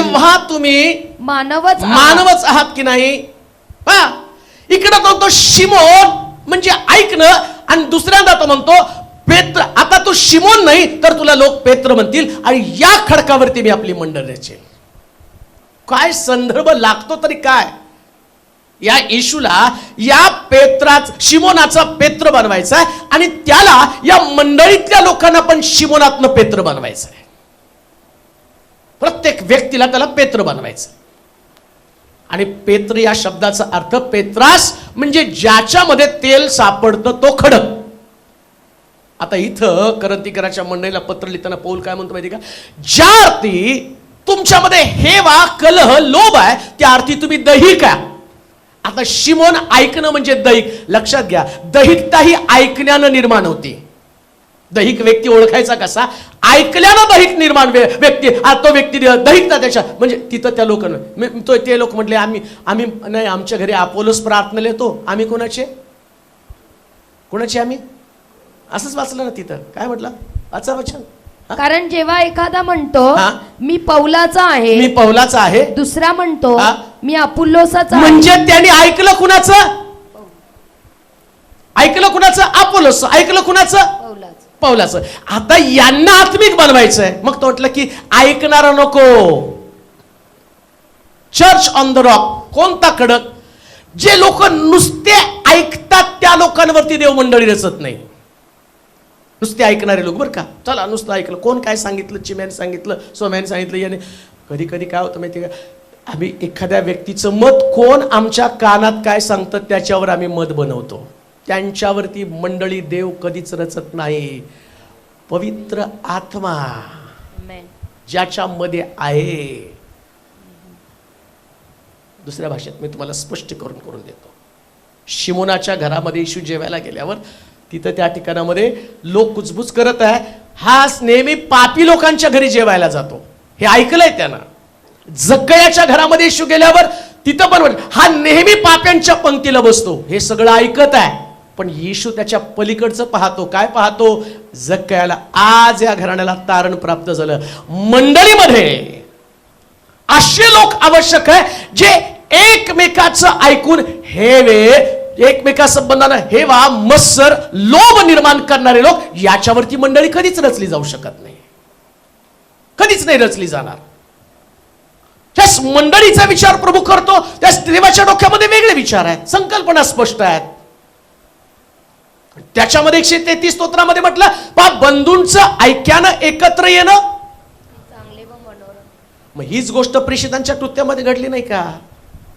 दुसऱ्या अध्यायामध्ये लोक घराघरामध्ये एकत्र जमले, भाकर मोडण्यामध्ये, प्रार्थना करण्यामध्ये तत्पर झाले, आणि तिथं हजारो लोकांची भर त्यांच्यामध्ये पडली. ते चर्च ऑन द रॉक आहे.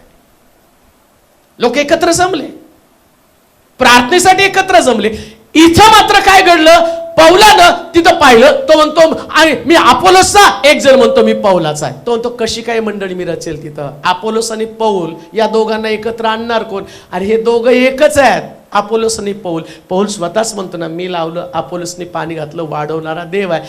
लोकांचं नुकसान झालं ना, पण इथं पार्ट्या तर पडल्या ना अपोलोस आणि पौलाची. मंडळांमध्ये आज काय चालू आहे? चर्चेसमध्ये आज काय चालू आहे? पार्ट्या पडल्याच का नाही? मग कसं काय म्हणू शकतो ख्रिस्ताची मंडळी? आम्ही कसं म्हणू शकतोय ख्रिस्ताचं चर्च आहे? अहो, आम्ही म्हटलं ख्रिस्ताची मंडळी, बिब्लिकली तर सिद्ध होत नाही ती ख्रिस्ताची मंडळी आहे. ती एखाद्या चर्च मालकी असेल ती. मला वाटतं शिलो माझं चर्च आहे, ते ख्रिस्ताचं चर्च आहे, पण देव वचनात न पाहणार ना ख्रिस्ताचं चर्च कसं आहे. मी म्हणतो माझं चर्च येशू,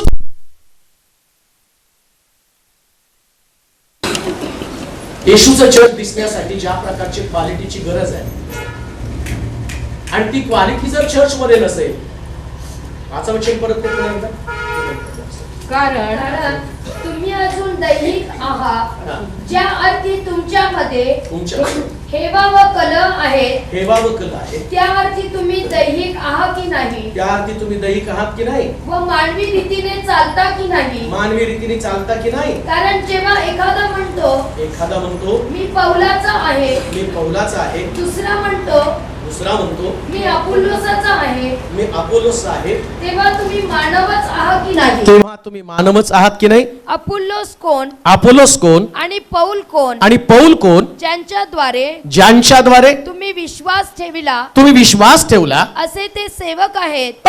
लक्षात घ्या, जे तुम्हाला वाढवतात ते फक्त सेवक आहे. देव तर येशू आहे. देव येशू आहे. म्हणजे तुमचं लक्ष ख्रिस्ताकडेच लागलं पाहिजे ना. मग व्यक्तीकडे कसं काय लागलेलं आहे? ज्या चर्चमध्ये लोकांचं लक्ष येशूपेक्षा लोकांकडे जास्त लागलं जातं, ते चर्च ऑन द रॉक होऊ शकत नाही, ख्रिस्ताची मंडळीच होऊ शकत नाही. ख्रिस्ताची मंडळी होण्यासाठी मला या सगळ्या, तो तुम्ही आत्मिक लोक बना. दैहिक तुमच्यामध्ये दैहिकपणा असता कामा नये. दैहिक गोष्टी आमच्यातनं निघून गेल्या पाहिजे. कोणत्या दैहिक गोष्टी? परत वाचा बरं ते, ज्या अर्थी तुमच्यामध्ये. कारण तुम्ही अजून दैहिक आहात. कोण दैहिक आहे? पहा, दैहिक लोक कोण आहेत? आत्मिक लोक सांगण्याच्या अगोदर दैहिक कोण आहेत? काय लिहिले? ज्या अर्थी तुमच्यामध्ये हेवा व कलह आहे, हेवा व कलह आहे, त्या अर्थी तुम्ही दैहिक आहात की नाही? त्यांनीच प्रश्न केला, तुमच्यात हेवा आहे का? हेवा म्हणजे काय? समजा इथं वाजवणारा शारोण आहे, मला वाटतं की नाही मला वाजवायचंय, म्हणजे मी कोण आहे? आला का नाही हेवा? हा कधी जातोय मी वाजवतोय, ही भावना ज्यावेळेस एखाद्या व्यक्तीमध्ये येते. अशा अनेक प्रकारच्या गोष्टी आहेत.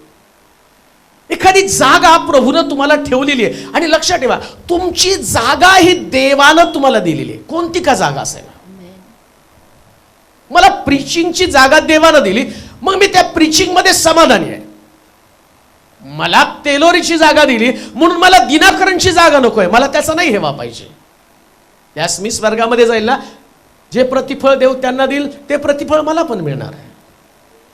तुम्ही खुर्च्या लावायचं काम करताना, तर तुम्हाला खुर्च्या, समजा तुम्ही खुर्च्या लावल्याच नाही, लोक बसणार कुठं? आणि तुम्ही बसलेल्या खुर्चीवर एखाद्याला पश्चाताप होईल, तर त्याच्या तारणामध्ये तुमचा पण तेवढा सहभाग असणार आहे ना.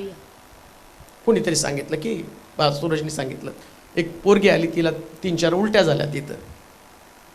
मग ते पुसायला पाहिजे होतं, धुवायला पाहिजे होतं.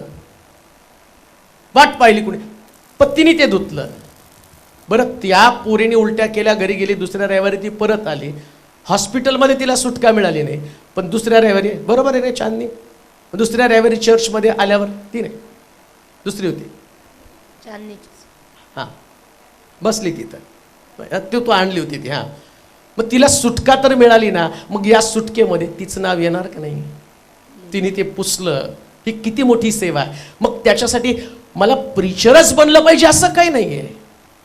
ज्याही काम तुम्ही करता ना, ते काम इमानीद्वारे करता. त्यास प्रभू म्हणतो हे चर्च ऑन द रॉक आहे, ही खडकावरची मंडळी आहे. या मंडळीला कळतं महत्व काय आहे. नुसते लोक येतात हा विचार नाही, आलेल्या लोकांना तुम्ही कसं ट्रीट करता तितकं महत्वाचं आहे. चर्च ऑन द रॉक त्याला म्हटलेलं आहे, खडकावरची मंडळी त्याला म्हटलेलं आहे. लोक त्रासात येणार, त्यांचा त्रास जर आम्हाला सहन झाला नाही तर आम्ही कसली चर्च ऑन द रॉक हो? लंगडे, लुळे, पांगळे, विचार करा, येशूकडे येणारे कुष्ठरोगी सुद्धा येशूकडे आले हो. पॉसिबल आहे का? त्या काळामध्ये तर त्यांना कोणी जवळ करत नव्हतं. तोंडाला त्यांच्या फाटके कपडे घालावं लागत होते, डोकं झाकावं लागत होतं, आणि तोंडाला मास्क लावत होता. जो मास्क तुम्ही आता लावता, त्या काळात ते तोंडाला मास्क लावत होते, आणि ते तोंड झाकून आणि म्हणायचे की आम्ही अपवित्र अपवित्र अपवित्र म्हणायचे, म्हणत पळावं लागायचं. मग त्यांना कळायचं लोकांना कुष्ठरोगी आला, आणि तो कुष्ठरोगी येशूकडे आला. समजा आलाच नसता तर 10 कुष्ठरोगी बरे झाले कसे असते? चर्च ऑन द रॉकची संकल्पना समजून घ्या. या खडकावरती मी आपली मंदिर, दैहिकता तुमच्यामध्ये असता कामा नये, आत्मिकच गोष्टी तुमच्यामध्ये असू द्या. जर तुम्ही आत्मिक असाल तर तुम्हाला कुठल्याच गोष्टीचा लोभ नाहीये. लोभ हा सैतानापासूनचा आहे. जेव्हा लोभ येतो ना, तेव्हा आमचं आत्मिक मनुष्य आतमध्ये मरायला लागतो. कलह, ते भांडणाचा आत्मा, कलह निर्माण करणारा आत्मा. ज्या मंडळीमध्ये, ज्या चर्चमध्ये कलह आहे, ती मंडळी ख्रिस्ताची मंडळी नसते. ऐका, मग किती वर्ष आमचं, तुम्ही म्हणाल 27 वर्ष झाली, 27 वर्ष बघतच नाही तो. ज्या दिवशी मंडळीमध्ये कलह येतात ना, तेव्हाच प्रभू म्हणतो या मंडळीशी माझा संबंधच नाहीये. नाही हो, समजून घ्या. ख्रिस्तानं क्रुसावरती आपला प्राण दिला, कुशीमध्ये भाला भोसकला, यासाठी की हृदय सगळ्याची नीट व्हावी. शेवटचं भाला त्याच्या कुशीत भोसकला ना, उद्देश काय होता माहिती का? लोकांची हृदय नीट व्हायला पाहिजे. पण लोकांची हृदय जर मंडळीमध्ये नीट नसतील ना, तर क्रुसावरचं बलिदान व्यर्थ होतं. मग ही मंडळी माझी नाहीच आहे, यांच्यासाठी नाही रक्त सांडलं, नाही कलं पाहिजे. कशासाठी कलं? कोणत्या गोष्टीसाठी कलं? आम्ही देवाच्या मंदिरामध्ये देवाचं ऐकण्यासाठी आलेलो आहोत. लोकांनी आमचं ऐकावं ही अपेक्षा का? कल का निर्माण होतात? लोक आमचं ऐकत नाही म्हणून कल. पण तुमचं ऐकावं अशा अपेक्षा तुम्ही का धरता? त्याने देवाचं ऐकलं पाहिजे ना, त्याने देवाचं ऐकावं. मला वाईट वाटत नाही कोणी माझं ऐकलं नाही तर, बरं का, अगदी प्रामाणिकपणे. पूर्वी वाटायचं ते, मला पूर्वी वाटायचं, नवीन नवीन मनोज तेलवर आलं तर त्या असं डोकं फिरायचं नाही ऐकलं तर. मग माझं असं वाटायचं की तिरस्कार करायचो त्या व्यक्तीचा, आवडतच नव्हतं माझं कोणी नाही ऐकलं की.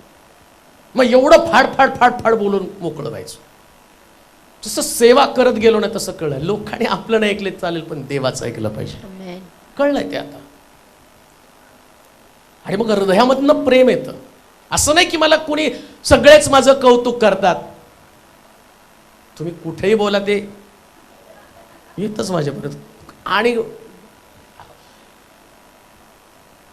शेवटी हे लोक तुमच्यावर माझ्यावर जास्त प्रेम करतात. तुम्ही कुठे बोलला ते बरोबर येतं. म्हणजे तुमचं बोलणं कशासाठी आपण, बरं आता तुम्ही बोलला म्हणून माझं 2 कोटीचं नुकसान झालं म्हणून मी काय म्हणतो यांनी असं बोललो काय 2 कोटीचं नुकसान झालं? बोलले केले असेल बोलता बोलता चर्चा. म्हणजे न ऐकणं याच्यामुळंच आम्ही एकमेकापासून दूर जातो. पण जेव्हा आम्ही पवित्र आत्म्याचं ऐकतो त्यास आम्ही सगळे एकत्र येतो.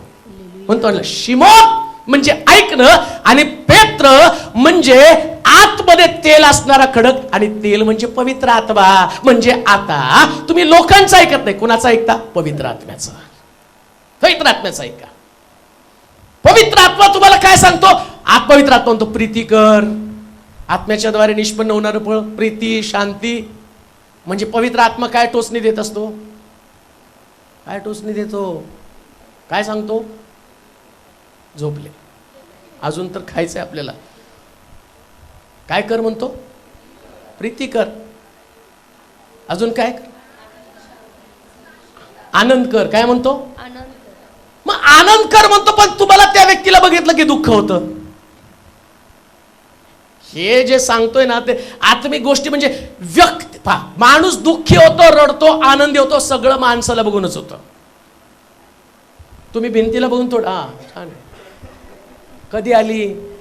बरेच का लेकरं बाळ भिंतीला म्हणतात? नाही, माणसं लागतात. डोकं कधी फिरतं? माणसाला भिंतीला बघून होतं डोकं फिरतं, पडद्याला बघून डोकं फिरतं. सगळं माणसाच्या भोवती तुमचं जीवन आहे. बरं, मुळामध्ये हे सगळे लोक तुमच्यामध्ये यासाठी पेरलं की तुमचं टेम्परेचर तपासावं. तुम्हाला किती दुःख होतं आणि तुम्ही किती आत्मिक आहे. तुम्ही म्हणाल नाही सगळे चांगलेच लोक, देवा तो राजाच भेटू नये. मी रात्री प्रार्थना केल्यावर सिंहाच्या गुहेत मला, पण राजाचं तोंड सकाळी दिसू देऊ नको. सकाळी उठल्या उठल्या राजाच येतो. दानियेला तुझ्या देवाने वाचवलं का? आतून तेवढंच पवित्र आत्मा सांगतो, आनंदानं मन महाराज चिरावे असा. हे चर्च ऑन द रॉक आहे.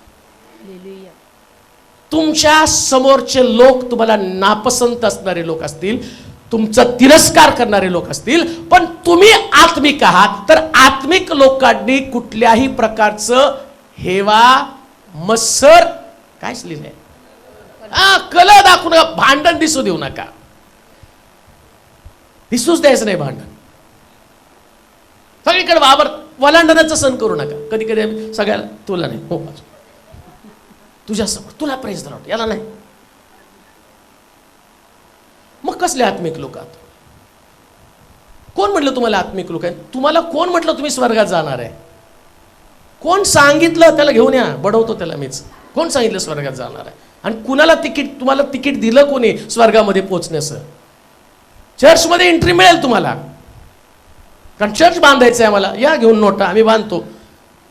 पण स्वर्गाच्या राज्याचं काय? अहो, स्वर्गाच्या राज्यामध्ये जाण्यासाठी देव वारंवार या लोकांना तुमच्या समोर ठेवत असतो, आणि देवाचं काम तेच आहे. यहुदा 30 रुपयाला विकणार आहे तरी येशू बरोबर ठेवलाच. पेत्र शिव्या देणार आहे तरी येशू बरोबर त्याला राहावं लागलंच. हे असणारच आहे. शिव्या देणारे लोक असतील, तुम्हाला विकणारे लोक असतील, पण चर्च ऑन द रॉक, खडकावरची मंडळी, खडकावर राहा, अशा प्रकारची मंडळी. अजून एक वचन वाचू. करंथीकराचं पहिलं पत्र 10वा अध्याय 1 ते 5 वचन. बंधुजन हो, हा, आपले पूर्वज सर्वच मेघाखाली होते, आणि समुद्रातून ते सर्व पार गेले. मेघ व समुद्र यांच्याद्वारे मोशेमध्ये त्या सर्वांचा बाप्तिस्मा झाला. त्या सर्वांनी एकाच प्रकारचे आध्यात्मिक अन्न सेवन केले, आणि ते सर्व तेच आध्यात्मिक पाणी प्याले, कारण ते आपल्या मागे चालणाऱ्या आध्यात्मिक खडकातून, ऐकावर का, आध्यात्मिक खडकातून पीत होते. तो खडक तर ख्रिस्त होता. या गोष्टींविषयी तुम्ही अजान असावे अशी माझी इच्छा नाही. तरी त्यांच्यापैकी बहुतेकांविषयी देव संतुष्ट नव्हता. यामुळे त्यांचा रानात नाश झाला. आता पहा, मी तुम्हाला चर्च ऑन द रॉक सांगतो. इथं ख्रिस्ताची खडकावरच्या मंडळीची संकल्पना सांगतो. तो म्हणतो की हे सगळे रानामध्ये निघालेले लोक आहेत. तुम्ही पण 27 वर्ष माझ्यावर रानात निघालेला आहात. आभार मानतो तुमचे. 27 वर्ष माझ्यासारख्या पाळकाबरोबर चालत आहे, नाही का? 27 वर्ष. मग बरेच लोक मला सांगतात ना, पाळक साहेब, आम्हाला असं वाटतं सगळं विकून येऊन तुमच्या घरातच राहावं. मी म्हटलं फक्त 3 दिवसाच्या मीटिंग पुरता मी ओके.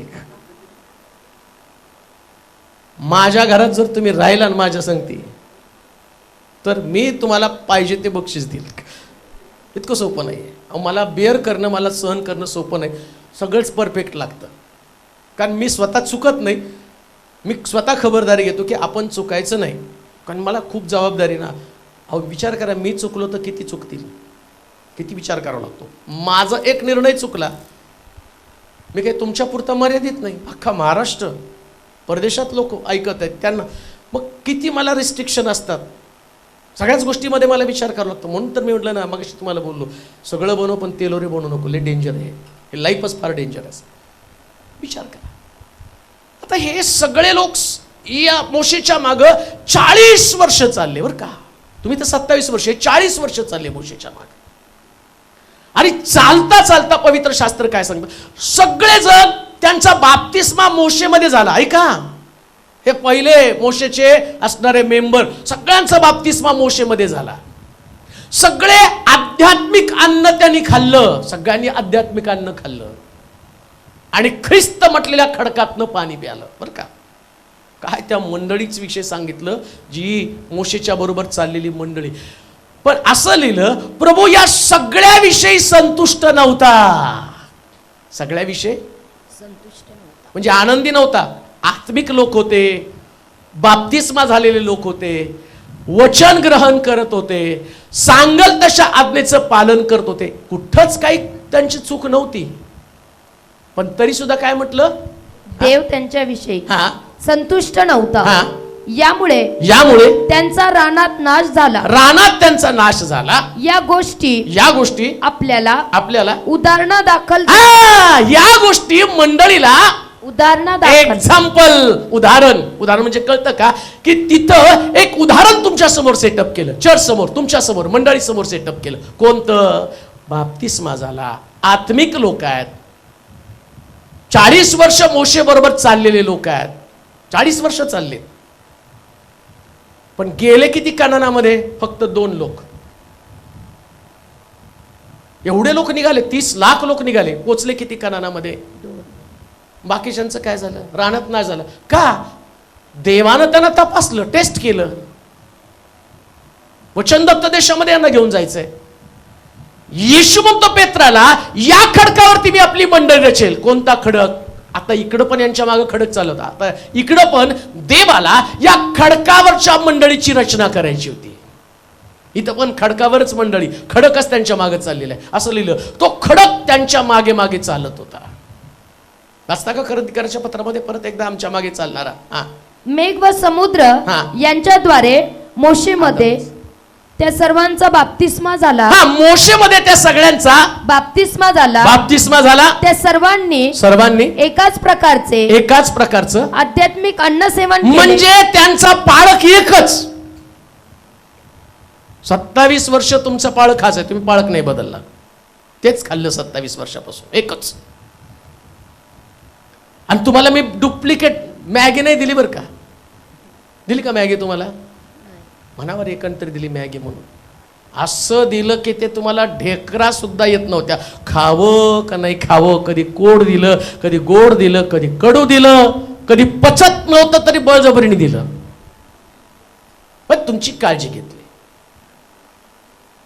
तुम्ही रडला कधी कधी, कधी कधी तुमच्या डोक्यात पण आलं चर्च सोडून जावं, आलं तुमच्या डोक्यामध्ये, मला माहिती आहे, येते ती भावना. पण हे सगळं होत असताना उद्देश काय होता? तेच अन्न खावं जे देवानं तुम्हाला द्यायचं ठरवलेलं आहे बरं का. देवानं तुम्हाला द्यायचं ठरवलं, लक्षात ठेवा. आता काय झालं माहिती का, प्रभूनं सुरुवातीला सगळ्यांना गोड गोड असणारा मान्ना दिला. पचला का त्यांना? मग ते म्हटले की नाही मला मटण पाहिजे, देवाने मटण पण दिलं. पचलं का त्यांना? मग मागितले का नाही कारलं, काकडी, भेंडी, कांदा, टमाटा, अद्रक, लसूण मागितलं का नाही रानामध्ये? मग आता देवाला माहिती यांना एकाच टाईपचं नको आहे, यांना वेगवेगळ्या व्हरायटीचं पाहिजे. दिलं देवानं त्यांना ते पण. तरी सुद्धा ते खाऊन रानामध्ये मरून गेले. ते काय मेले? देवानं त्यांना मारलं असं लिहिलेलं आहे. खडकावरची मंडळी पण रानामध्ये ते मरून गेलेले आहेत. एवढ्या वर्षाच्या प्रवासामध्ये, एवढा कठीण प्रवास, त्यांनी सगळं ते फारोचं असणारं मिसळ सोडला आणि रानातनं बाहेर पडले. आणि तरी सुद्धा बाहेर पडून रानामध्ये ते मरून गेले का? कारण आत्मिक लोक असताना सुद्धा या मंडळीमध्ये जे खाल्लं, आत्मिक खाल्लं, वाचा ते वचन म्हणजे तुम्हाला स्पष्टीकरण होईल. त्या सर्वांनी एकाच प्रकारचं आध्यात्मिक अन्न सेवन खाल्लं आणि ते सर्व तेच आध्यात्मिक पाणी प्याले. कारण ते आपल्या मागे चालणाऱ्या आध्यात्मिक खडकातून पीत होते. तो खडक तर ख्रिस्त होता. या गोष्टींविषयी तुम्ही अजाण असावं अशी माझी इच्छा नाही. तरी त्यांच्यापैकी बहुतेकांविषयी असं लिहिलंय, बहुतेकांविषयी देव संतुष्ट नव्हता. प्रश्न तोच आहे, तुम्ही या प्रवासामध्ये आहात, पण आता किती लोकांविषयी देव संतुष्ट नाही? आपण तर एन्जॉय करत आहोत. 27 वर्ष प्रभूने आम्हाला चालवलेलं आहे. माझ्याविषयी मला धन्यवाद वाटते की मी 27 वर्ष या मंडळीचं पालन पोषण, पण देव माझ्याकडे पण पाहणार आहे. मोशेकडे त्यानं पाहिलं. ऐका बरं का, 40 वर्ष मोशे या लोकांना घेऊन चाललेला आहे. नीट ऐका. आता कनान आला, कनान दिसतोय मोशेला. देव सांगतो लांबून बघ, तुला नाही जायचं कनान म्हणून. इमॅजिन करू शकत नाही तुम्ही. 40 वर्ष या व्यक्तीनं तो म्हटला पापाचं क्षणिक सुख भोगण्यापेक्षा देवाच्या लोकांबरोबर दुःख भोगणं बरं. या मोशेनं फारोचा राजवाडा या लोकांचं नेतृत्व करण्यासाठी त्यांना नाकारला. एवढं क्वालिफाईड व्यक्ती, पण तो मोशे या लोकांना मिस्रातनं बाहेर काढण्यासाठी त्यानं आपलं सर्वस्व पणाला लावलं. आणि त्याचं स्वप्न होतं मिस्रात, कनानात या लोकांना घेऊन जावं. पण आता देव त्याला म्हणतो तू कनानात जायचं नाही. म्हणजे देव खडकाच्या मंडळीविषयी, चर्च ऑन द रॉक विषयी सांगताना म्हणतो मी मोशेला जाऊ दिलं नाही, एवढ्या लोकांना जाऊ दिलं नाही, मग तुम्हाला जाऊ देईल का? हा प्रश्न आहे. प्रश्न तोच आहे. आत्मिक लोक आहात तुम्ही. त्या खडकातलं पाणी तुम्ही पिला की जो खडक तुमच्या पाठीमागे चालत होता तो तर ख्रिस्त होता. ख्रिस्तामधनं तुम्हाला सगळं मिळालेलं आहे. जे मिळालं ना तुम्हाला, मी माझा अनुभव नाही तुम्हाला सांगितलं, मी सगळे ख्रिस्ताचे गुण तुम्हाला सांगितलेले आहेत. आजपर्यंत मी जे सांगितलं, ज्या क्वालिटीज तुम्हाला सांगितल्या त्या ख्रिस्ताच्या आहे. सहनशीलता, इंद्रिय दमन, सौम्यता, प्रीतीचे शब्द, हृदयामध्ये ममता, या सगळ्या ख्रिस्ताच्या तुम्ही ऐकल्या, किती आतमध्ये गेल्या आणि किती स्वतःला लागूकरण केलं. किंवा ते सगळं ऐकल्यावर बाप्तिस्मा होऊन त्याच्याबरोबर चालून सुद्धा असं कसं आमचं वर्तन घडलं की ज्या वर्तनामुळं जसं रानामध्ये या लोकांचा देवानं नाश केला तसा देव आमचा नाश करणार नाही का? देव आमचा नाश करणार नाही का? कसं मी गृहीत धरून चालतो की नाही, मी चर्चला जातो, मी प्रभूच्या मागे चाललो, आता मी स्वर्गामध्ये नाही. देव आम्हाला तपासतो. या लोकांना देवानं तपासलं. तुमची सुद्धा तपासणी 27 वर्षानंतर प्रभू करत आहे. देव मलाही तपासत आहे. मला माझी प्रौढी मारताच येणार नाही. माझ्या समोर जर मोशीला देव म्हणतो तुला कणान बघता येणार नाही, ऐका बरं का, शिलो हे एक नुसतं मर्यादित असणारं स्वप्न नाही. मी मागच पोरांना सांगितलं, हे चर्च बांधून संपत नाही. हे चर्च बांधून देवाचं विजन खूप मोठं आहे, जे 97 सालामध्ये आपल्याला मिळालेलं होतं. आपल्या कणाती पसरव, मोठा कर, मेखा पक्क्या ठोक, खूप वाढणार आहे.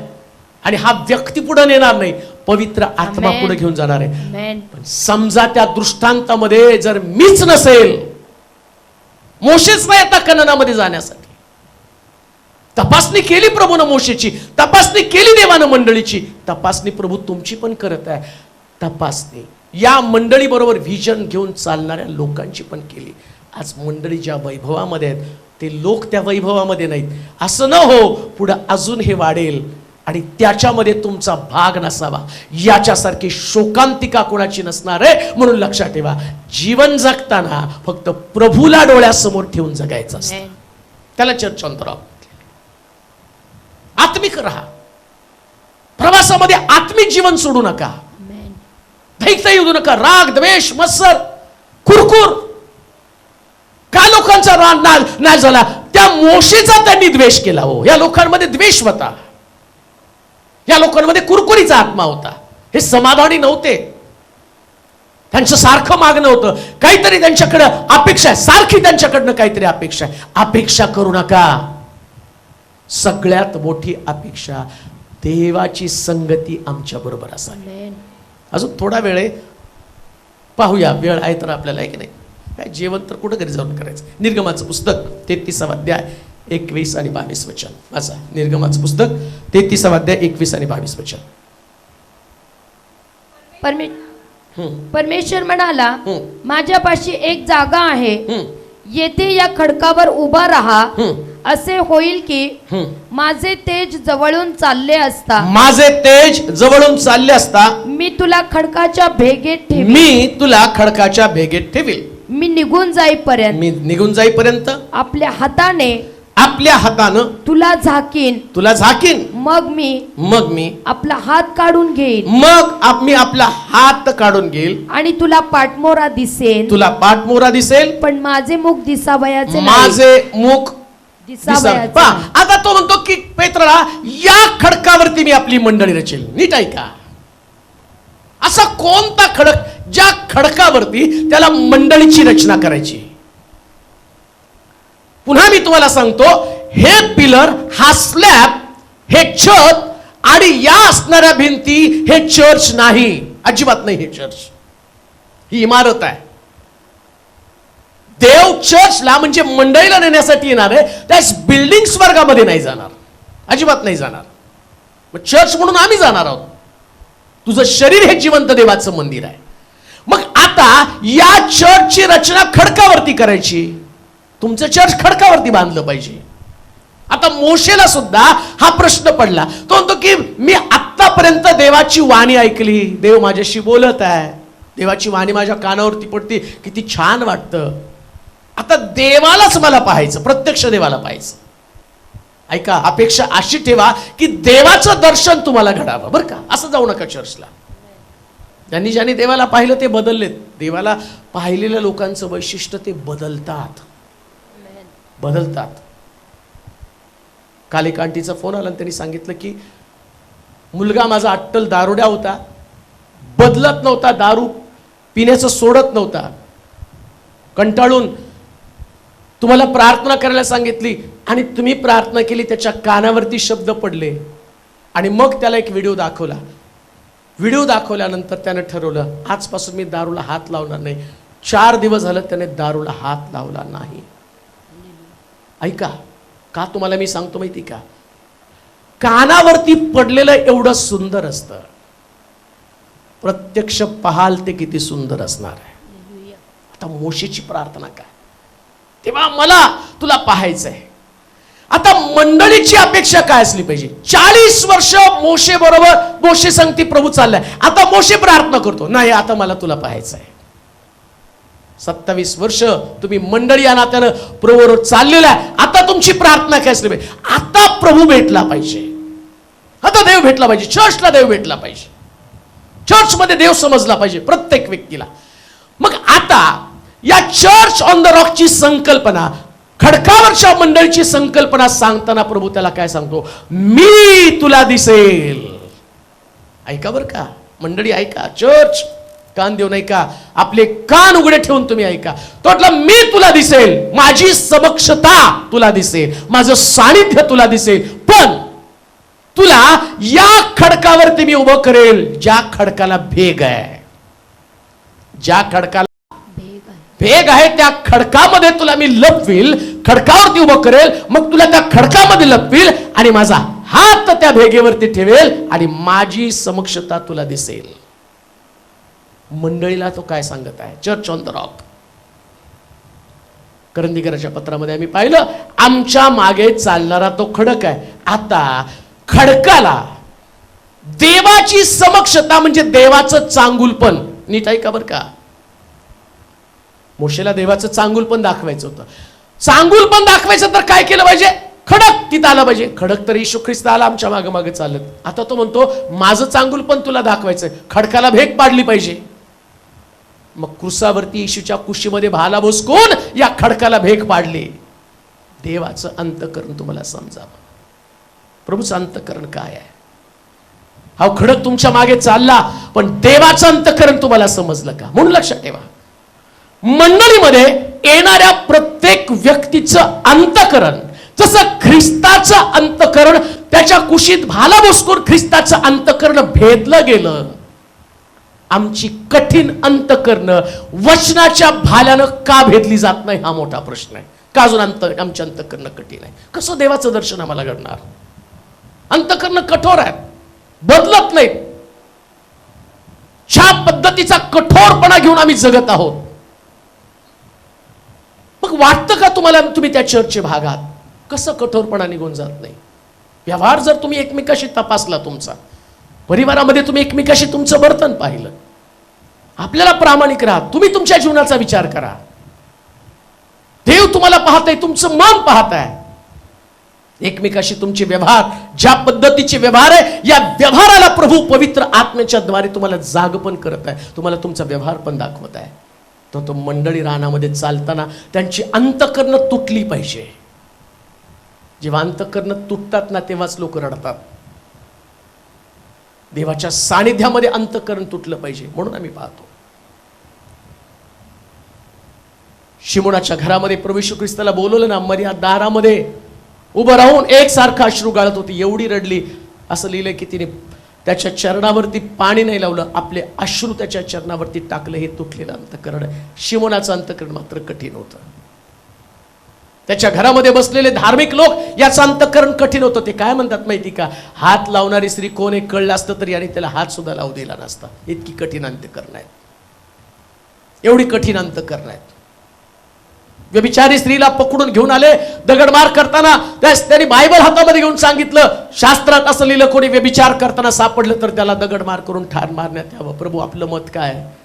हातामध्ये दगड घेऊन थांबले. येशू म्हटला, पहिला दगड त्यानं मारावा ज्याने अजूनपर्यंत पाप केलं नाही. एकानं हातातनं दगड खाली टाकला नाही. येशूने जमिनीवरती लिहिलं. बघता बघता सगळेजण हातातले दगड टाकून निघून गेले, कारण त्यांची अंतःकरण कठीण होतं. त्यांना वाटलं दंड देऊन खतम करून टाकावं, संपून टाकावं. असली अंतःकरण त्याच्या मंडळीमध्ये कोणाकडे असता कामा नये. चर्च ऑन द रॉक म्हणजे अंतःकरण तुटलेली लोक आहेत प्रियानो. तुटलेली असू द्या अंतःकरण. एकमेकासाठी अंतःकरण तुटू द्या. परिवारातल्या लोकांसाठी अंतःकरण तुटू द्या.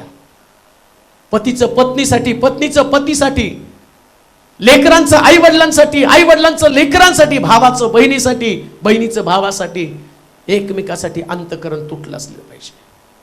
अंतःकरणच तुटली नाही तर ती मंडळी कधीच ख्रिस्ताची मंडळी, खडकावरची मंडळी असू शकत नाही. खडकावरच्या मंडळीचं वैशिष्ट्य त्यांचं हृदय तुटलेलं असतं प्रियानो. रडत असतात एकमेकासाठी, पश्चातापासाठी रडत असतात. देवा बदलू दे एक एक व्यक्तीला. अहो गाव बदलण्यासाठी आम्ही निघालो, पण आम्ही कधी बदलणार आहोत? आम्हाला वाटतं लोकांचं परिवर्तन व्हावं. लक्षात ठेवा, किती मोठ्या परिवर्तनाच्या प्रार्थना केल्या तर कोणाचं परिवर्तन होणार नाही. पण मी म्हणेल, मी परिवर्तनाची प्रार्थना करण्याच्या ऐवजी मी बदलेल. बघता बघता हे शहर, गाव, महाराष्ट्र, देश बदलून जाईल. आज भारत देशाला असल्या तुटलेल्या अंतःकरणाची गरज आहे. किती कठोर बनलाय आमचा देश, किती कठोर बनलेल्या आहेत मंडळ्या, किती कठोर बनलेले आहेत लोक, किती कठोर बनलेत पती पत्नी, किती कठोर बनलेत कुटुंबातले सदस्य, की त्यांचं एकमेका संबंधानं त्यांना थोडं सुद्धा प्रेम राहिलेलं नाही. आणि बायबल सांगतं, मला असली मंडळी नको आहे, मला खडकावरती उभी राहणारी मंडळी आवश्यक आहे. देवाची प्रिय लोक, मी म्हणतो देवाकडे कोणतीच प्रार्थना करू नका, पण एक प्रार्थना करा, देवा माझं हृदय तोड.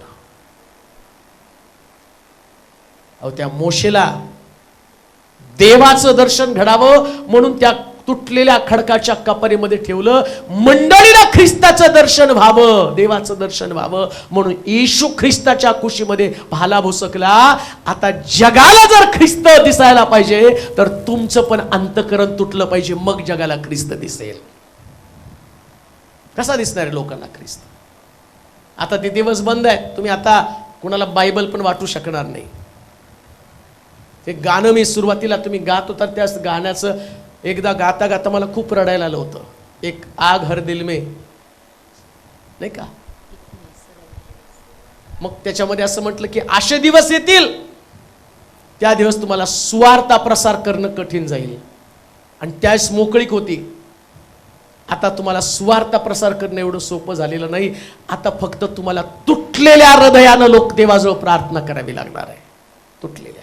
आणि ते दिवस येतील ना, त्या सुवार्ता सांगणाऱ्याला तुमच्या समोर मारतील, त्यांना ठेचतील आणि तुम्हाला वचन सांगण्यासाठी कोणी नसेल. त्यास तुम्ही किती रडाल पण सेवक जन्माला येणार नाही. सेवक संपलेले असतील, सेवा करणारे लोक संपलेले असतील, मध्यस्थी करणारे लोक संपलेले असतील, रदबदली करणारे लोक संपलेले असतील. त्यास तुम्ही किती रडला तर त्याचा उपयोग नाही. आता रडा, आता मागा. अशा कठीण परिस्थितीमधून आम्ही चाललेलो, मंडळी अशा कठीण परिस्थितीमध्ये चाललेली की त्या ठिकाणामध्ये या मंडळीला देवानं खडकावरती उभं करावं. लक्षात ठेवा, शत्रू तुम्हाला बाहेर सापडणार नाही, शत्रू तुम्हाला तुमच्यामध्ये सापडतील. आम्हीच आमचे शत्रू आहोत, आम्हीच आमचे शत्रू आहोत. शद्रक, मेशक, अबेदनगो शेवटपर्यंत एक वाक्यता त्यांच्यामध्ये राहिली, तसेच राहिले. त्याच अंतःकरणाने त्या भट्टीमध्ये पडले, त्यांनी कोणाला दोष दिला नाही. दानियल त्यांच्यामध्ये नव्हता म्हणून दानियला संबंधानं सुद्धा त्यांनी अपशब्द काढले नाही. दानियल 1 तास सिंहाच्या गुहेमध्ये होता म्हणून त्याने शद्रक, मेशक, अबेदनगोला पण दोष दिला नाही. हे आत्मिक जीवन आहे. हे आत्मिक जीवनाचं स्ट्रगल तुम्हाला रोज करावं लागणार आहे. आणि शास्त्र सांगतं खडकाला भेग होती, त्या भेगेमध्ये त्याने त्याला ठेवलं. वाचा, शेवटची गोष्ट वाचून संपून टाकवते. परमेश्वर म्हणाला, माझ्यापाशी एक जागा आहे, येथे या खडकावर उभा राहा. या खडकावरती उभं राहा. असे होईल की माझे तेज जवळून चालले असे. अजून एक गोष्ट तुम्हाला सांगतो, ज्या मंडळीची अंतःकरणं तिला भेगा पडतील, मंडळीची अंतःकरणं तुटतील. खडकावरच्या मंडळीच्या अंतःकरणामध्ये ज्यास डोकावेल आणि त्यास कळेल की या मंडळीची अंतःकरणं तुटलेली आहे, तेव्हा देवाचं तेज तिथून जाणार आहे. देवाचं तेज, गौरव, समक्षता. पुन्हा मी तुम्हाला सांगेल, बिल्डिंगची अपेक्षा करू नका, देवाच्या समक्षतेची अपेक्षा करा. बिल्डिंग मुळे वाद निर्माण होतील. पहा, मी तुम्हाला सांगतो, लिहून ठेवा. जोपर्यंत मी या मंडळीमध्ये आहे तोपर्यंत या चर्चमध्ये कधीच मी वाद होऊ देणार नाही. त्याची किती पण किंमत मला चुकवावी लागली तरी चालेल, आणि मी ते करत नाही, होऊ देत नाही. 27 वर्षामध्ये एकाही व्यक्तीचा सल्ला मी अजूनपर्यंत ऐकलेला नाही, पण हा सल्ला मी कधीच दुर्लक्षित केलेला नाही बरं का. कोणी पण सांगावं, सांगितलं मी ऐकलं नाही ऐकलं, मला माहिती कुणाचं ऐकायचं. देव जसं मार्गदर्शन करतो तसं, आणि त्या सल्ल्यानं 27 वर्ष मी चाललो आहे. ऐका, याचं कारण एकच आहे, देवाचं वचन असेल सगळं मान रीतीने पुढचं काम होणार आहे. पण हे फार मोठं चर्च होईल. कदाचित त्यास मी मेलेलो असेल, कदाचित आपल्यातले बरेच लोक प्रभूकडे विसावा पावलेले असतील, पण जे आहेत ना तरुण लेकरं, ते मी तुम्हाला सांगतो, बिल्डिंग साठी एक दिवशी वाद होतील, होणार. जेवढं संपत्ती वाढले, पैसे वाढले, वाद वाढलेत, पण जर मंडळीमध्ये तुटलेलं अंतःकरण असेल, वाद वाढणार नाही. लोकांचं तारण झालेलं दिसेल, हजारोंची भर त्यांच्यामध्ये पडलेली दिसेल. हजारोंची भर मंडळीमध्ये पडू द्या. वाद विवाद भांडण कधीच मंडळीमध्ये. म्हणून माझं नेहमी खबरदारी असते की नाही, काय झालं तरी लोकांनी एका दिलाचं, एका चित्ताचं राहायला पाहिजे. नेहमी त्यांच्यामध्ये तडजोडीचं अंतःकरण असलं पाहिजे. कधी घृणा, तिरस्कार, कुठल्या प्रकारचं अंतःकरणामधली कठोरता असता कामा नये. तिरस्काराचं जीवन हे आत्मिक जीवन नाही. खरं आत्मिक जीवन तुटलेलं अंतःकरण आहे. तुटलेलं अंतःकरण ठेवा, प्रीतीने भरलेलं अंतःकरण ठेवा. एक मुद्दा राहिला, आपण जाता जाता मी तुम्हाला सांगेन. चर्च ऑन द रॉक, पेत्रला तो म्हणतो, या खडकावरती मी आपली मंडळ रचेल. शिलोच्या लोकांनो, प्रभूला हा खडक तुमच्याकडनं अपेक्षित आहे. आणि मला आनंद वाटतो की एवढ्या वेळ जवळ 2 तास चालू आहे सगळं, पण सगळ्याचे असं वाटायला लागले 1 वाजायला जवळजवळ, पण तुम्ही अजून जे तुमच्या चेहऱ्यावरती तेज आहे, मला असं वाटतं तुम्हाला 3 वाजेपर्यंत सुद्धा मी कंटिन्यू केलं तरी तुम्ही ग्रहण कराल. पण मला देवाची स्तुती करूशी वाटते. आज सकाळी मला बोलण्याची ताकद नव्हती, गेला आठवडाभर घसा बिसा, आणि मी आत्तापर्यंत 26-27 वर्षात हेच केलेलं आहे. मी किती वेळा आजारी पडलो तरी तुम्हाला सांगितलं नाही, कारण मला माझी ड्युटी माहिती आहे. शेवटच्या क्षणापर्यंत प्रभूची सेवा करायची. आणि आज सकाळी पण माझी मंदिरामध्ये हीच प्रार्थना होती, देवा मरण येऊ दे पण शेवटचा उपदेश करत करत मरण येऊ दे. देवानं तसं गौरवी जीवन असणार आहे. आणि म्हणून आमची देखील प्रार्थना देवाकडे असं एक मंडळी म्हणून तुमची प्रार्थना असू द्या. सेवेच्या बाहेर मला ठेवू नकोस प्रभू. लक्षात ठेवा, कर्तृत्व जगामध्ये खूप लोक करतात, त्यांचं कर्तृत्व त्यांची पिढी विसरून जाते. पण तुम्ही या पृथ्वी तलावरती केलेली सेवा पिढ्यानपिढ्या स्वर्गामध्ये स्थिर असते प्रियानो. आणि म्हणून तसलं जीवन जगा. प्रभू तुम्हाला भरपूर आशीर्वाद देऊ. आपल्या जागेवरती आपण राहूया. आपले डोळे आपण बंद करूया. आपली मस्तकं आपण झुकूया. आपल्या मान आपण लावूया. प्रार्थना करू. देवाच्या समोर आपल्या स्वतःला सादर करूया. देवाचं वचन आपल्याकडे आलेलं आहे. या खडकावरती मी आपली मंदिर रचेल. अधोलोकाच्या द्वाराचं तिच्या पुढे काही चालणार नाही. मी अधिकाराच्या चाव्या तुला देऊन जातो. आज प्रभूला म्हणू, प्रभू त्या खडकावरच्या मंडळीचा भाग तो आम्हाला बनव. आम्हाला आमच्या इच्छेप्रमाणे नव्हे तर तुझ्या इच्छेप्रमाणे सेवा करायची. सर्वशक्तिमान देवा, अतिशय नम्रतेने मी तुझ्या समोर येत आहोत. आमचं समर्पण आम्ही तुला करतो प्रभूजी.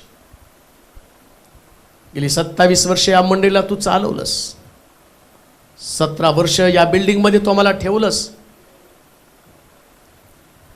नवीन इमारत बांधण्यासाठी तू कृपा पुरवत आहेस. सगळ्या चांगल्या गोष्टी या मंडळीकडनं तू घडवल्या. गेली 27 वर्ष जिथून सुरुवात होऊन इथपर्यंत तू आम्हाला आणलं, असे सगळे परिवार त्यांची मी आठवण करत आहे प्रभूजी. शिलो ही चळवळ जिथून सुरुवात झाली आणि जिथपर्यंत तू आणलं, त्या सगळ्या टप्प्यातल्या एकेका परिवाराची मी आठवण करत आहे. या स्वप्नामधला ते भाग होते, त्यांना तू आशीर्वादित कर. आज भारताच्या कानाकोपऱ्यात, जगाच्या कानाकोपऱ्यात या मंडळीला तू घेऊन जात आहे. हजारो लोकांचं परिवर्तन करत आहे. लाखो लोक ख्रिस्ताला स्वीकारत आहे आणि अनेक जिल्ह्यांमधनं लोक बदलत आहे. या सगळ्याचं गौरव आम्ही तुला देतो प्रभू. माझी प्रार्थना एकच असेल, खडकावरची मंडळी असू दे, चर्च ऑन द रॉक, अधोलोकाला हलवणारी, दारं तोडणारी मंडळी असू दे प्रभूजी. आम्ही आभार मानतो, तुझी स्तुती करतो आजच्या दिवसाबद्दल. 17 वर्षाचा आनंद तो आम्हाला दिलेला आहे, परंतु 18 वर्षाकडे जात असताना मोठं विजन तो आम्हाला दे. लाखो आत्म्यांचं ओझं तो आम्हाला दे. मंडळीमधलं ऐक्य वाढूच, अधिक वाढू दे. आम्ही आमच्यासाठी नाही तर आम्ही मिनिस्ट्रीसाठी जगणार आहोत. आमचं स्वप्न आमचं नाही, आमचं स्वप्न देवासंबंधीचं स्वप्न आहे. प्रार्थना करतो, जे लोक या मंदिराच्या बांधकामासाठी लाखो रुपये पेरत आहे, अशांसाठी फार मोठी कापणी होऊन जाऊ दे देवा. सर्व मंडळीतल्या असणाऱ्या एल्डर्सला, सभासदांना, काम करणाऱ्या तरुण तरुणींना, वर्शिप लीडर, वाद्य वाजवणारे, गाणारे, खुर्च्याची व्यवस्था करणारे, सगळी बांधकाम करणारे आणि एवढे सगळे सहकारी, या सगळ्यांसाठी प्रार्थना करतो, त्यांच्यामध्ये आरोग्य टिकून राहू दे.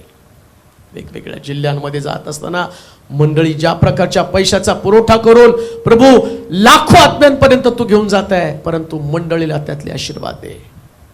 त्यांना कुठल्याच गोष्टीची कमतरता राहू देऊ नकोस. तुझं राज्य वाढू दे. धन्यवाद देतो, तुझी स्तुती करत तुला महिमा दे. येशूच्या नावात ही प्रार्थना विनवणी केली म्हणून तो ऐक. आमेन. आता देवबापाची प्रीती, प्रभू येशू ख्रिस्ताची कृपा, पवित्र आत्म्याची सहभागिता तुम्हा सर्वांबरोबर आता आणि सदा सदाकाळ असो. आमेन.